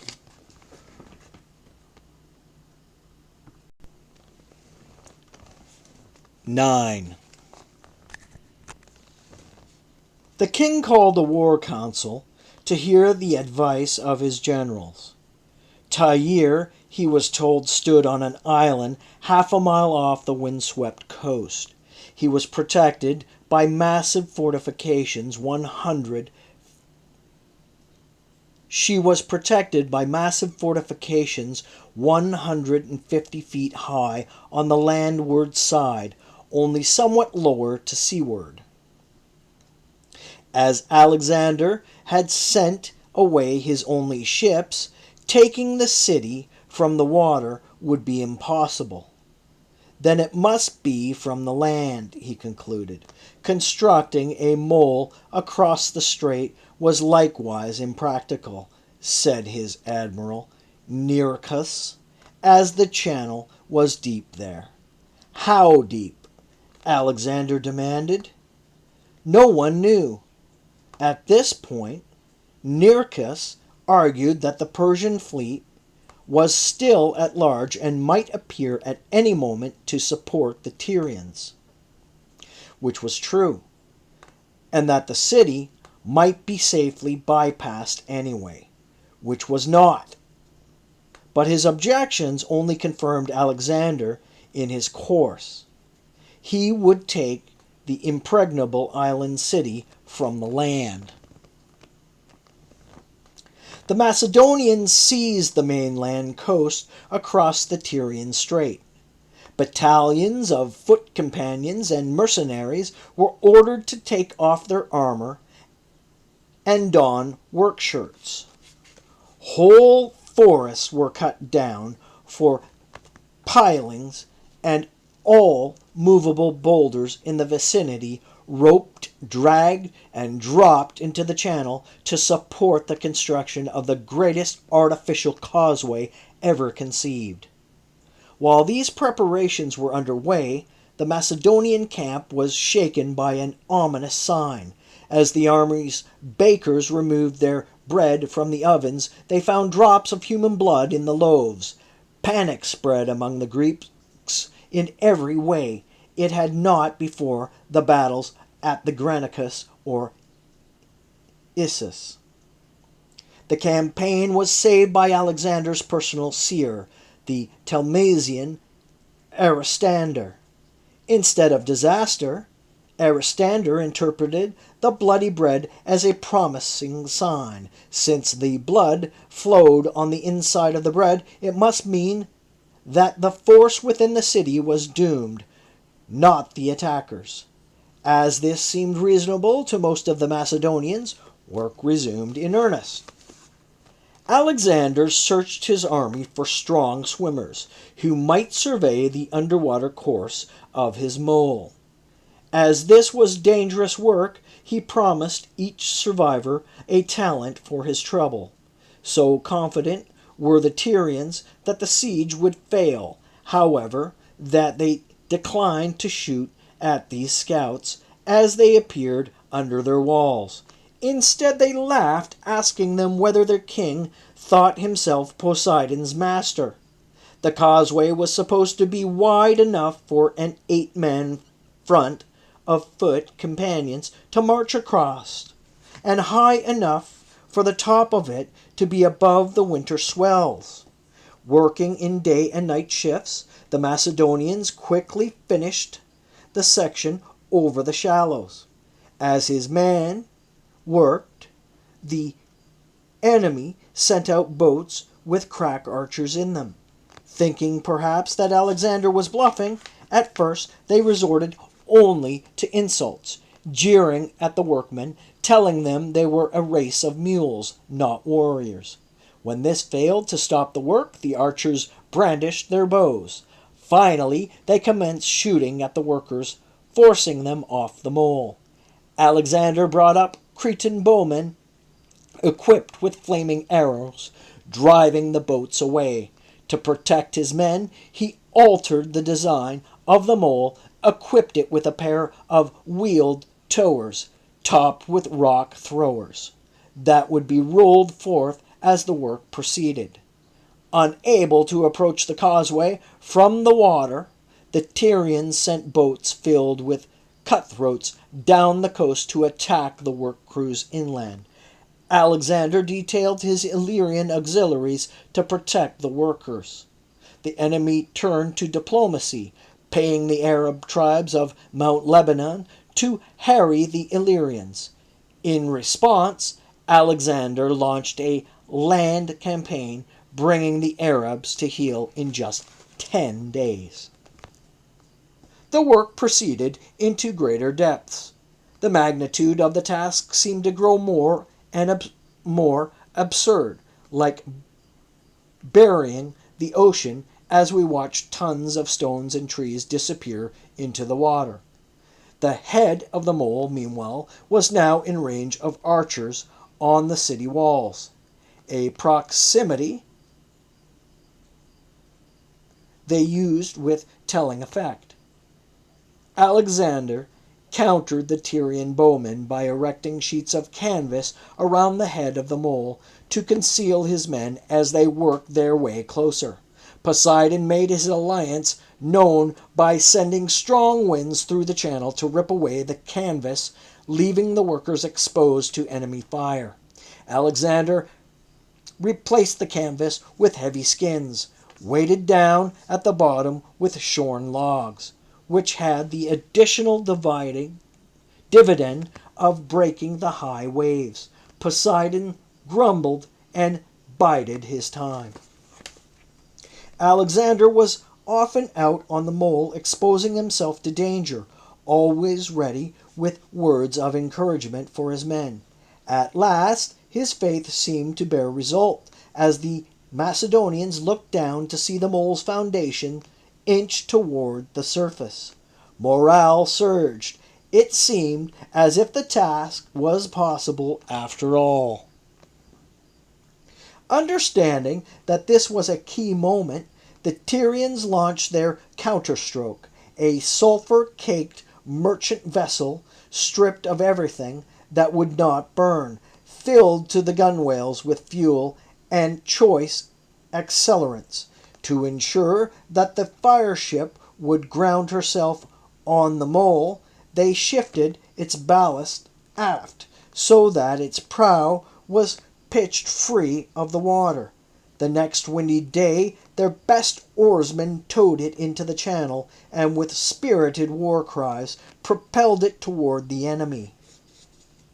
The ship struck home and exploded in the enormous conflagration. With particular ingenuity, the Tyrians suspended cauldrons of boiling pitch between the ship's masts so that when these collapsed, additional fuel poured onto the blaze. Mounds of unused timber, cordage, canvas, and idle catapults went up. The fire spread so quickly that the guards in Alexander's towers were forced to dive into the sea. Enemy triremes swarmed around the helpless Macedonians, beating them senseless with clubs before taking them all as hostages. The Tyrian archers, meanwhile, drove back anyone coming out to fight the fire. The entire mole burned to the waterline.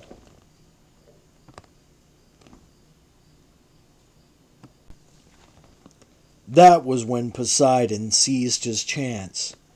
Sending forth a storm, he punished the very foundation of the mole until it gave way, collapsing in a heap on the seafloor. So completely was the structure destroyed that when Alexander came out to view the damage from this attack, all signs of this month's work, wet or dry, were erased. I was there during the episode Ascanius described, when the Tyrians gathered on their wall to jeer at Alexander as he stood on the denuded shore. These developments provoked fresh carpings from Nearchus, who complained that the city would never be taken if the Tyrians were left in command of the sea. This was no doubt intended to dissuade Alexander, since the enemy had a strong fleet and the Macedonians had none. Alexander nevertheless ordered the mole rebuilt. Alexander nevertheless ordered the mole rebuilt at twice the width and with double the number of towers. His men, weary and discouraged, stripped an even greater area around the country for materials. Alexander, meanwhile, rode north with his personal guard. He was away for 7 days. The gods alone must know what the Tyrians thought of Alexander's disappearance. We may suppose, though, that they believed he had given up and that the siege was finished. Poseidon himself must have assumed as much, since the winter storm ceased and the sea settled down for some time. It was on one of these calm days that their lookouts sighted a fleet approaching from the north. They cheered again, for they thought it surely must be the Persians coming to drive the besiegers away for good, or perhaps a relieving force from Tyre's daughter city of Carthage, riding to the rescue of their ancestral temples. These illusions were shattered as the devices painted on the fleet's sails came into view. The fleet, 200 ships strong, was a mixed force from Sidon and Cyprus. At the prow, of the very first ship stood Alexander. Now it was the Macedonians' turn to cheer and their adversaries to groan. With such an overwhelming force against them, the Tyrians recalled their dispersed fleet and took the additional defensive action of blocking their north and south harbor mouths with merchantmen. Alexander's Sidonese allies showed their value immediately by launching fireships against the obstructing vessels. Several were burned, but the enemy replaced them. Alexander ordered a blockade on the city. With the enemy fleet out of action, work on the second mole proceeded faster than on the first. The Tyrians responded by erecting wooden towers atop their walls to increase the range of their heavy artillery. With these engines, they threw boulders into the sea, hoping to impede the movement of Alexander's ships. This strategy pleased Alexander, since the enemy was providing good material for his work crews. He sent out triremes to haul up the rocks and dump them at the head of the mole. Perceiving their mistake, the Tyrians produced up a squadron of ram ships to attack the triremes. The ram ships were great armored vessels, with even their oar shafts clad in bronze. Though they were slow and would easily have capsized in rougher seas, they caught the Macedonians by surprise, sinking several of their vessels, and in the process further littering the landward channel with obstructions. The Tyrians, having regained control of the waters under the city walls, came up to threaten the mole again. Fighting resumed along the causeway, as Alexander's men took refuge in their towers. Bolts from the Macedonian artillery clanked harmlessly off the metal skins of the ram ships.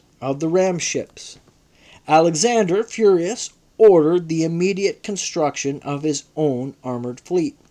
This was completed within days and launched with selected crews from among his Sidonese and Cypriot allies. Outnumbered, the enemy withdrew. The allied triremes resumed pulling up the stones. To frustrate them, the enemy sent out waves of divers to cut their cables from underwater. The Tyrian swimmers, who seemed able to hold their breaths for superhuman lengths of time, also assaulted the mole from below, using metal hooks to work the cobbles loose from the tree branches the Macedonians had sunk there. These attacks did real damage to Alexander's plan. Having no divers of like skill, he ordered the anchor ropes of his triremes replaced with iron chains, and boats with archers to patrol the channel and kill the Tyrians before they could submerge. The latter tactic met little success, but in any case the divers could do nothing against the chains, and gave up. With the noose tightening around the town, the Tyrians tried to break the blockade by sallying out against the enemy ships at the north end of the island. A force of the city's best fighters gathered behind a canvas screen erected at the harbor mouth. Coming out in mid-afternoon, when the Macedonians were rotating their crews, 13 Tyrian ships rowed out in complete silence and again caught their enemy by surprise. All the blockading ships were taken and either burned or cast adrift in the swift current, to founder on the rocks downstream. Learning of this attack, Alexander rushed to the fleet blocking the southern harbor and ordered it to pull for the other side. So quickly was the order obeyed that the Macedonians caught the Tyrians still at their destructive work. Upon seeing the reinforcements and Alexander conspicuous at their head, the Tyrians made frantic signals for their scattered force to retire. The Macedonians fell on most of these before they could find shelter in the North Harbor. Only a handful of the enemy escaped, making the overall losses even for both sides. It was a draw. Alexander could afford more than the Tyrians, however. A strange inactivity then came over the defenders. Their artillery fell silent, and the archers just sat on the walls, watching the Macedonians come ever closer to the workers on the causeway. This stillness was most ominous. In fact, the defenders were preparing a new weapon. The slings of their torsion catapults were replaced with bronze shields. The missiles abandoned for something far more noxious. Just as the mole came up under the walls, the Macedonian workers were seen to cry out, tear off their clothing, and cast themselves into the sea. Mystified, Alexander came out to investigate. He soon learned that the Tyrians were using artillery to project loads of red-hot sand against his men. The effects of the weapons was to send down a spreading molten cloud that destroyed anything it touched. Siege works were scorched, lungs seared, and skin burned as the sand worked into the seams of the men's armor. There was no countermeasure against this horror. Work on the mole was abandoned. Alexander, in despair, punished the Tyrians by using his biggest rock throwers against the landward walls. 2 full days of constant pounding worked only a few cracks in the fortifications, which the Tyrians quickly filled in from behind. The bombardment was called off. There seemed nothing more we could do. The winter and spring had been consumed by the siege, and summer had begun. No doubt somewhere Darius was using the time to strengthen his position.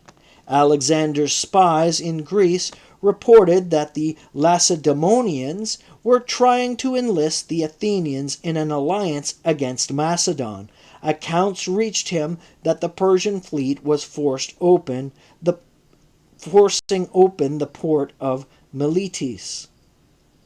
It seemed as if Nikos's advice was correct after all. Tyre must be bypassed. Then a most unusual sign appeared. The waters in the channel began to churn. Onlookers gathered on both sides and watched in wonder as the great dark back of the enormous sea monster parted the waves.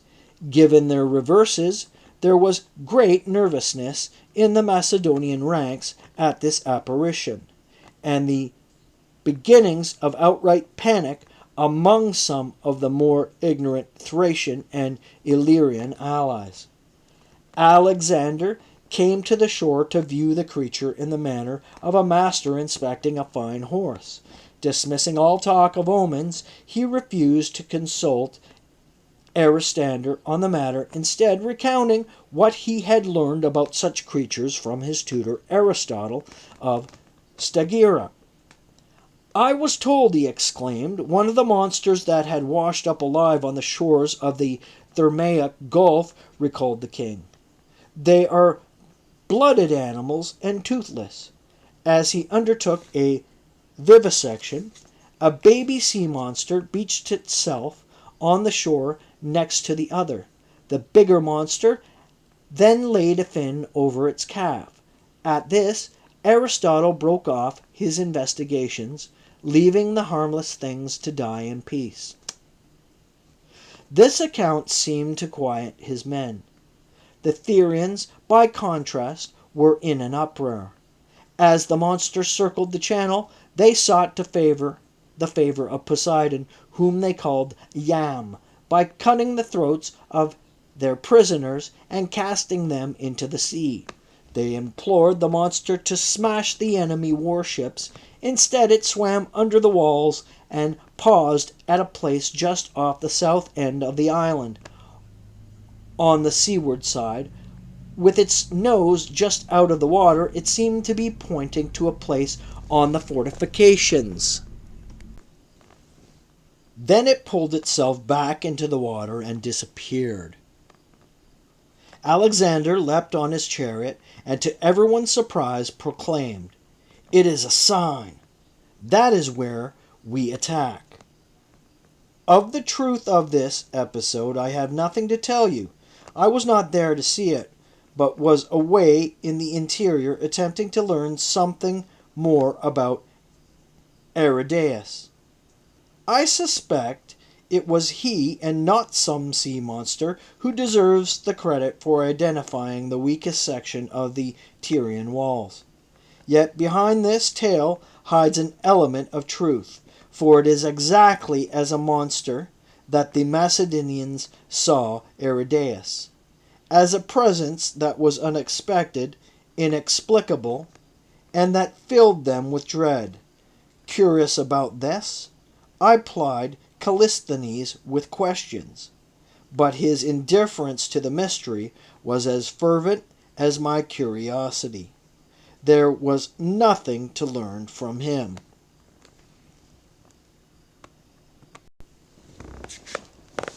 To penetrate the conspiracy around the king's half-brother was dangerous, yet there could be no pretending that I was a historian if I preferred childish fables to the complexities of real human affairs.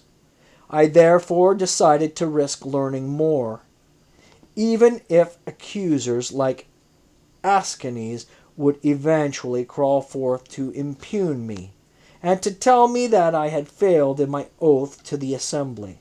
To my knowledge, my oath never bound me to transmit lies to my fellow citizens, both alive or yet to be born.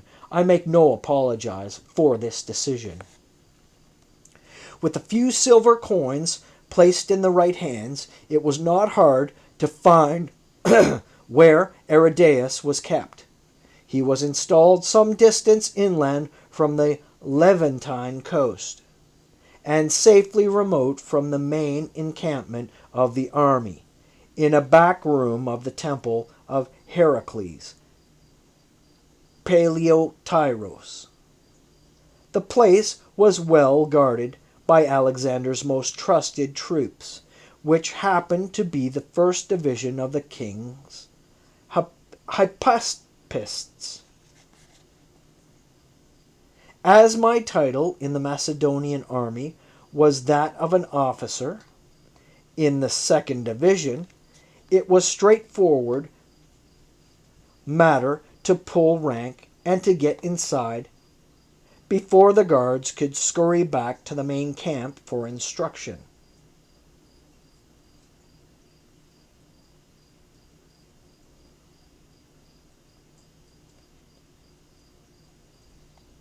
Their resistance mounted the deeper I got into the temple, however, so that I became nervous that I would not reach my goal before someone of superior rank arrived to stop me. It was only with a threat of flogging that I convinced the last sentry to step aside. My heart pounding, I pushed the door open and then peeled aside a black curtain stretched behind it. Though it was midday outside, the room was obscured by a thick, sulphurous darkness. Peering within, I saw a corner of the room was heated with braziers and lit by a single oil lamp. A stench like a latrine hit me full in the face. The king's brother was sitting on the floor.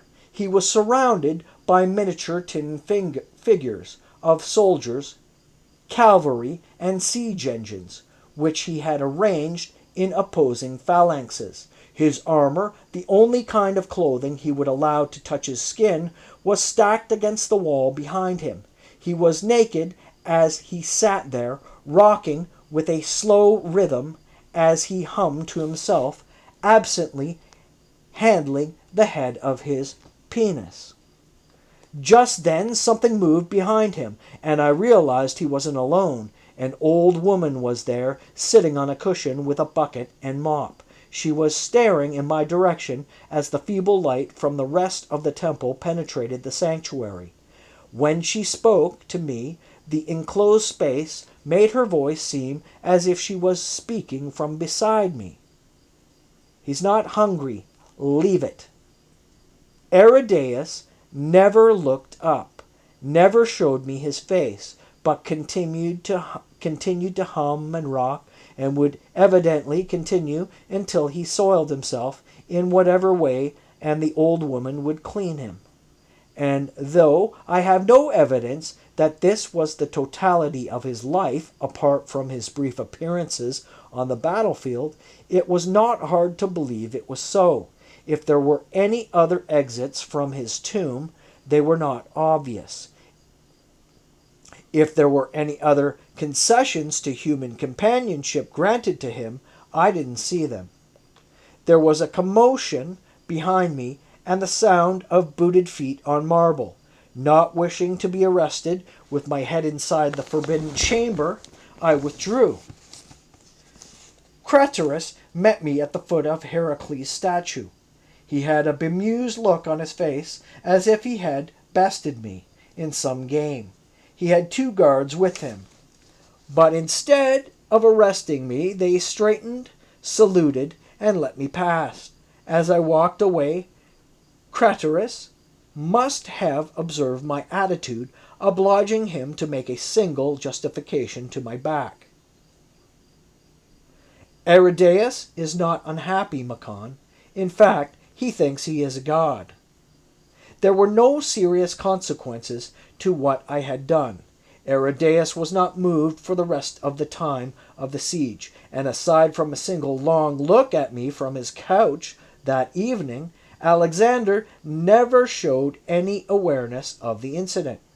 Of this, I can only speculate that the king, for reasons known only to him, decided to hold me immune from my penalties for this adventure. There was a single consequence only. For the rest of my time on the campaign, almost 11 years, either Craterus or one of his junior officers kept a constant watch on me. I never learned whether Alexander had assigned him as my minder, or whether Craterus had taken any responsibility upon himself. Considering that I could have been killed, imprisoned, or sent home for what I'd done, I thought it best not to ask.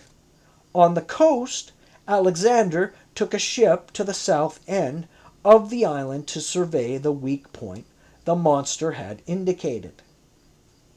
He noted that the topography of the shore made that portion of the Tyrian walls the lowest of all. When he returned, he put his carpenters to work constructing retractable gangways for his ships. The next day dawned fair and calm. The catapults on the mole were reloaded. On the water, Alexander pressed every available man into service on every vessel in his fleet. His ships came out and anchored just out of range from the Tyrian rock throwers. Fire ships were loaded with fuel and positioned off the mouths of both harbors. In response, the enemy warmed up their sand weapon. There was a sense on both sides of the conflict that the issue would be fully and finally decided that day. Alexander appeared on his flagship in Achilles' battle armor. Moving so that all could see, he took his position at the head of the gangway and took his lance. The cheers of his men drowned out the sounds of the sea. Just as the uproar was at its loudest, he gave a nod, and the signal went up to attack. The Macedonians made a furious assault on the city from every direction. Ships stood off the weaker seaward side, using artillery to crack open the masonry there. forcing the Tyrians to expend manpower on repairs. Where there was room between the waterline and the wall, his men landed and began sapping operations against the foundations. The defenders dumped everything they could: rocks, sand, boiling water, anvils, down on the engineers. The Phoenician allies launched their fire ships, setting the obstructions in the harbors ablaze, putting the Tyrians in a panic as they tried to save their fleet. Just as the enemy was most overextended, the rock throwers assailed the spot in the wall where the sea monster had pointed. It collapsed in short order. The first Macedonian vessel to drop its gangway was commanded by a man named Admetus, who led a column of shield bearers through the breach. They didn't get far, as the Tyrians massed their defense there, cutting all the invaders down. But Alexander was close behind, and when the enemy saw him coming, singing the paean as he leapt over the rubble, their nerve broke. Soon the Macedonians broke through at several points. I went in from the city's north end, and saw more than I care to relate. The city was overwhelmed so rapidly that the Tyrians did not have time to organize a final defense. After its highly coordinated beginning, the day gave way to an afternoon of chaos as the Macedonians, stymied for months, having lost more men at Tyre than at the Granicus and Issus combined, worked their frustration against the people. The bodies piled up as the Tyrians continued their resistance from their doorways and rooftops, and the Macedonians, equally determined, hacked their way onto homes, shops, and temples. By sundown, I saw that the pipes bearing sewage from the streets to the sea were gushing red. The waters ran so thick that the seabirds, smeared with human blood, could not fly.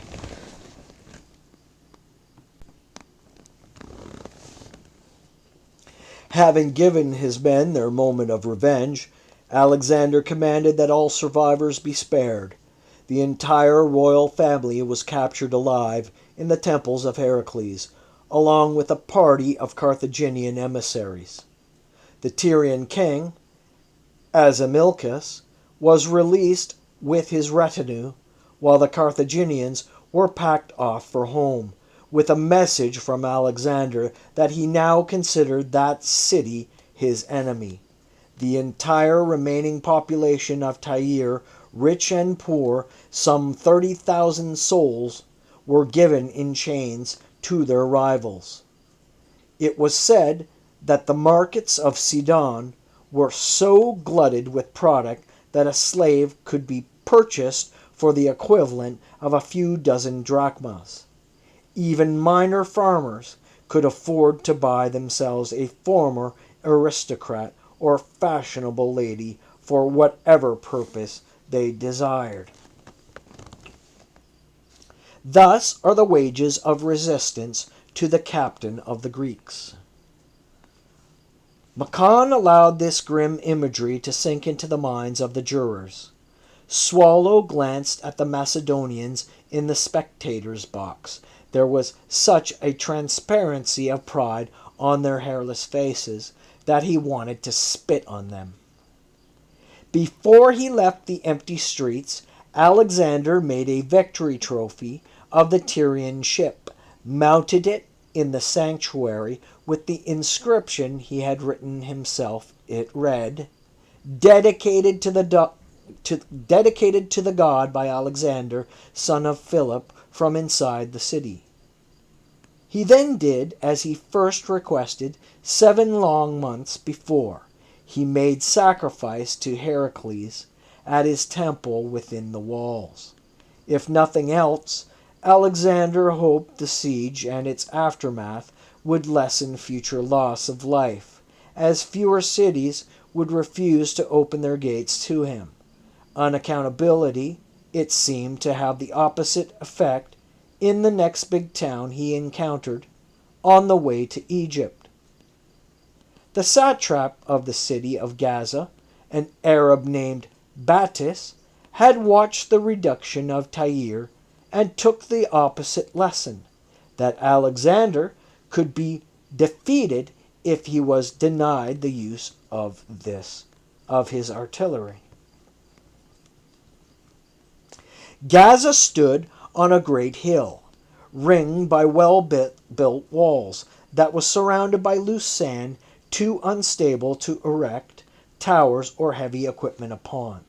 Siege trains bogged down to their axles. The city was situated in such a lofty spot that catapults could not hit the walls at an effective angle from anywhere around it. The defenders were well supplied, and a besieging force would need to subsist in dry, difficult country. Battis made it more difficult still by burning all the fields in the surrounding area before Alexander arrived. As Gaza was not a port town and therefore could not supply the Persian fleet, Battis may also have believed his enemy would content himself with a mere show of force. Suffice it to say, he was mistaken. As his campaign advanced, Alexander was even less willing to brook resistance. Nor was he inclined, he informed us, to expend another half a year reducing another recalcitrant city. His staff must find a way into the place in a matter of weeks, not months. After much discussion, it was agreed that tunneling was the one tactic the soft soil around the city did afford. Accordingly, excavation began from a palace out of sight of the Gazans, so Battis would not know what was coming. To further distract the enemy from taking an effective defense, Alexander had a ring of siege towers built from large trees dragged all the way from Lebanon. The trunks of these had to be sunk many yards into the ground to give support to his engines. The Gazans took the bait. They commenced raising the tops of their walls to match the walls of the enemy. Alexander ordered his men to build higher. Battis also built higher, racing the Macedonians skyward until the extremities of both structures were so tall they could be seen from miles out at sea. It was all a splendid ruse, however, as the real attack was completely out of sight, under everyone's feet. So it happened that one day Alexander was out among his engineers, helmetless in the great heat, when fate intervened again. A crow flying out of the west passed over him and dropped a heavy object on his head. The king was briefly stunned, and the bird, strangely, did not escape but landed on a siege tower. The object that hit Alexander was an abalone, which was closed when it fell from the bird's grasp, but opened up after it hit the ground. Aristander, the soothsayer, was summoned to explain this event. Making a quick examination of the evidence, he was concerned, saying that the fact that the abalone had opened meant the town would fall, but that Alexander could be killed in the assault if he was careless. This omen caused some consternation in the Macedonian camp, as the life of Alexander was far more valuable than the submission of Gaza. Alexander would not be deterred. of course, promising only that he would stay away from the front lines. Fate is not so easily changed. As Alexander was sitting far from the rear, watching unhappily from a distance, the Gazan soldier was presented to him as a deserter. This man was allowed to keep his shield for his interview with the king. Casting himself at Alexander's feet, he begged permission to join the Macedonian army. The king bid him to stand and be accepted into his service. At that instant, the deserter, who was really an agent of Darius, pulled a hidden dagger from his shield and fell on Alexander. The attacker was cut down before he could harm the king, wounding him only lightly in the neck, without a thought for the danger he had just barely escaped. Alexander directly called for Aristander, as the assassin's cut must qualify as the wound he had prophesied, could he now return to the front ranks. But Aristander shook his head, for the injury was too minor. Disappointed that the cut was not serious enough, Alexander sank, dejected, back on his throne. Having seen their tormentor go down earlier that day, the Gazans saw an opportunity. Sallying forth that night, they took the Macedonian sentries by surprise and nearly reached the siege works with their torches. None were surprised when the king forgot his pledge and threw himself into the fight. Suffering great losses, the Gazans retreated, but not before Alexander was wounded in the shoulder by an arrow. Instead of worrying him, the injury filled him with delight. Aristander's prediction had at last come true, so the town must fall. With redoubled energy, pushing his men to their limits, Alexander caused the siege works to rise and the mines sink deep into the earth. At last, near the end of the month of Mamakaterion, all was ready. At their leader's signal, the miners removed the supports they had installed in the tunnels, and a wide section of the wall collapsed in a heap. The Macedonians stormed into the breach just as the last stone came down. The rest of the day saw bitter fighting, as the Gazans knew the fate of Tyre and expected no better. Every one of the 10,000 men in the town was killed in the fight. The women and children went to Sidon markets, where they sold even more cheaply than the Tyrians. A single exception was made for Battus himself. Orders went around that the satrap was to be taken alive, and this was accomplished, though he did his best to achieve a soldier's death. When he was led before Alexander, he looked his conqueror straight in the eye, refusing to bend knee before him. Alexander threw up his hands, saying, "What shall I do with this man?" With just a word he could save himself, but he stands there mocking me on the field I have duly taken from him.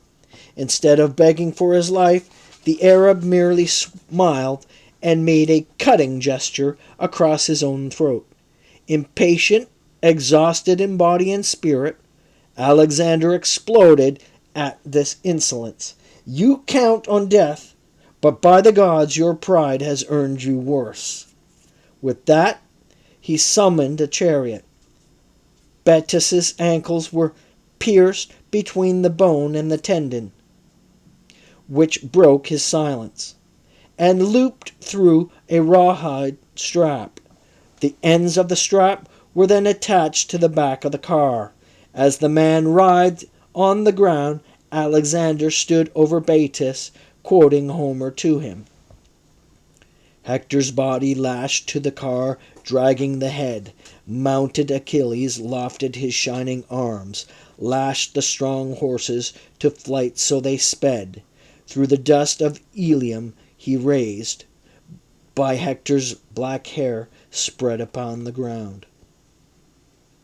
Unlike Achilles, Alexander did not mount the car, but just slapped the lead horse to start him on his way. All watched, curious, as the chariot raced off towards the sea. Baitus's head carving a bloody furrow in the shell-strewn dust. Some time later, raiders went out to retrieve the chariot. The man's remains were not buried, but left for the crabs to devour. The end of Baitus may seem cruel to us. Alexander, too, was often given to merciful treatment of worthy enemies, as I will later relate. The one thing he could not abide, however, was the presumption of arrogance by beaten men. If nothing else, he would teach humility to all the Persians. Some critics, Demosthenes among them, have made much of Alexander's supposed descent into Oriental despotism, pointing to Baitus's death as a notable example. But there is nothing about this execution that smacks of the barbarians. Indeed, I say the opposite. It was Homeric, which we may agree is as Greek as it gets.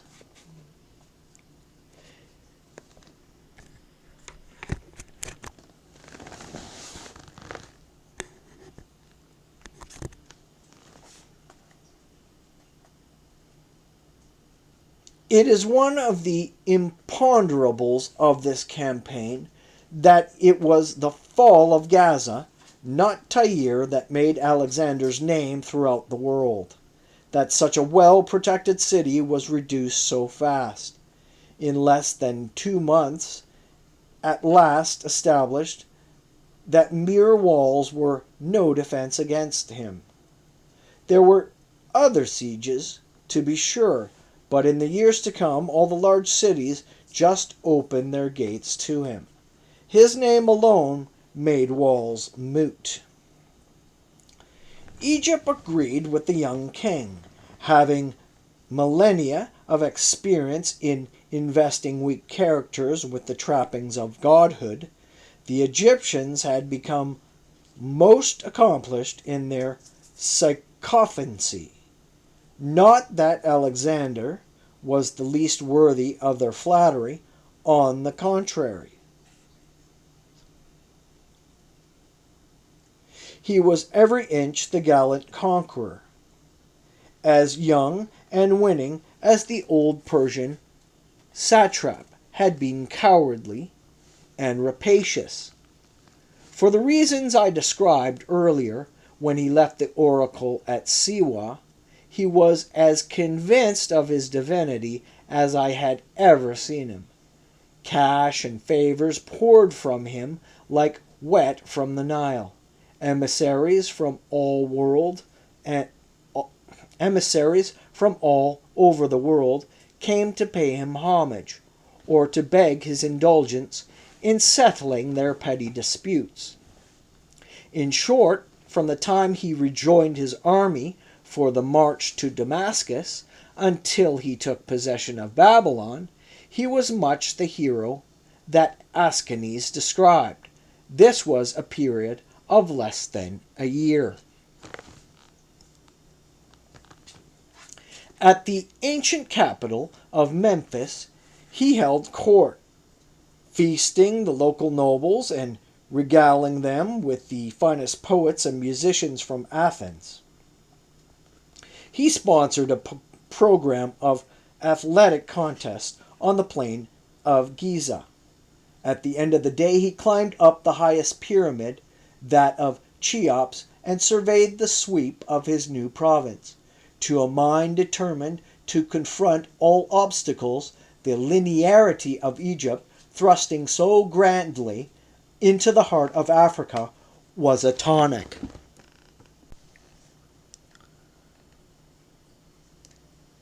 Sailing up to Egyptian Thebes, he was welcomed at Karnak like its long-lost master.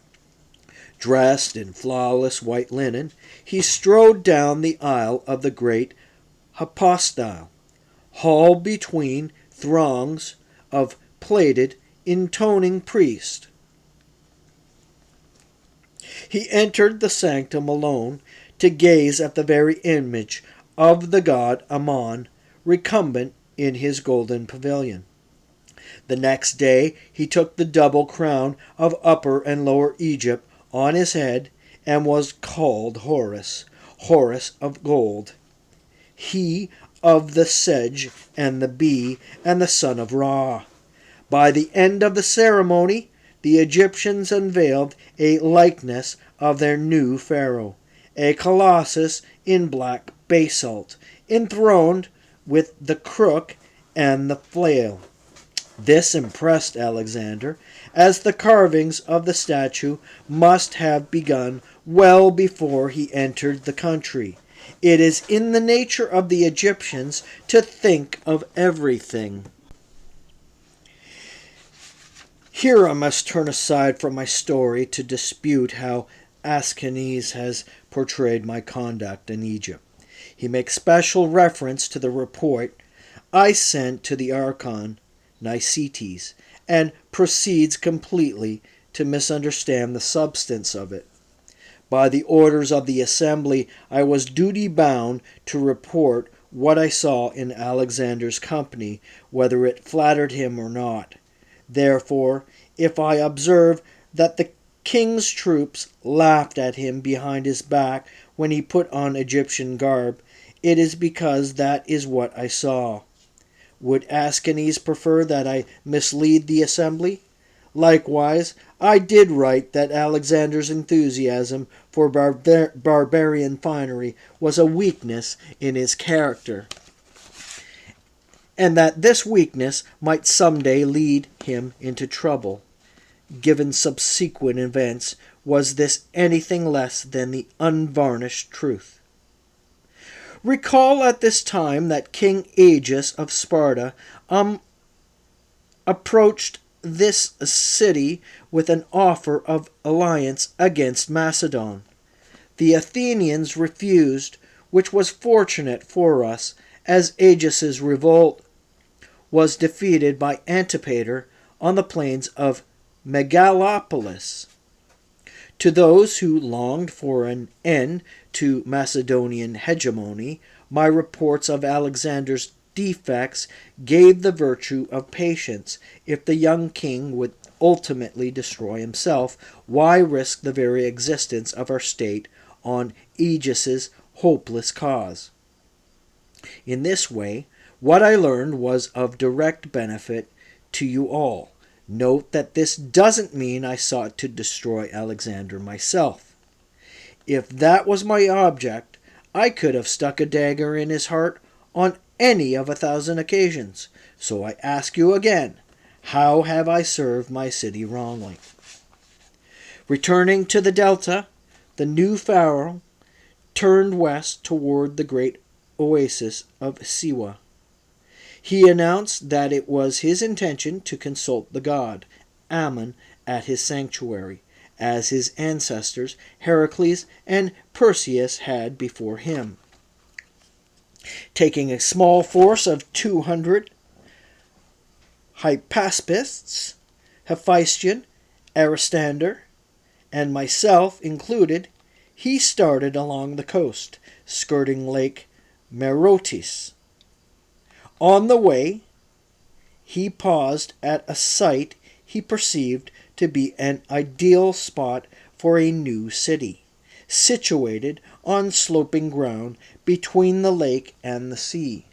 Perhaps inspired by his experience at Tyre, he foresaw how a mole running out to the Pharaoh's island would afford deep calm anchorage.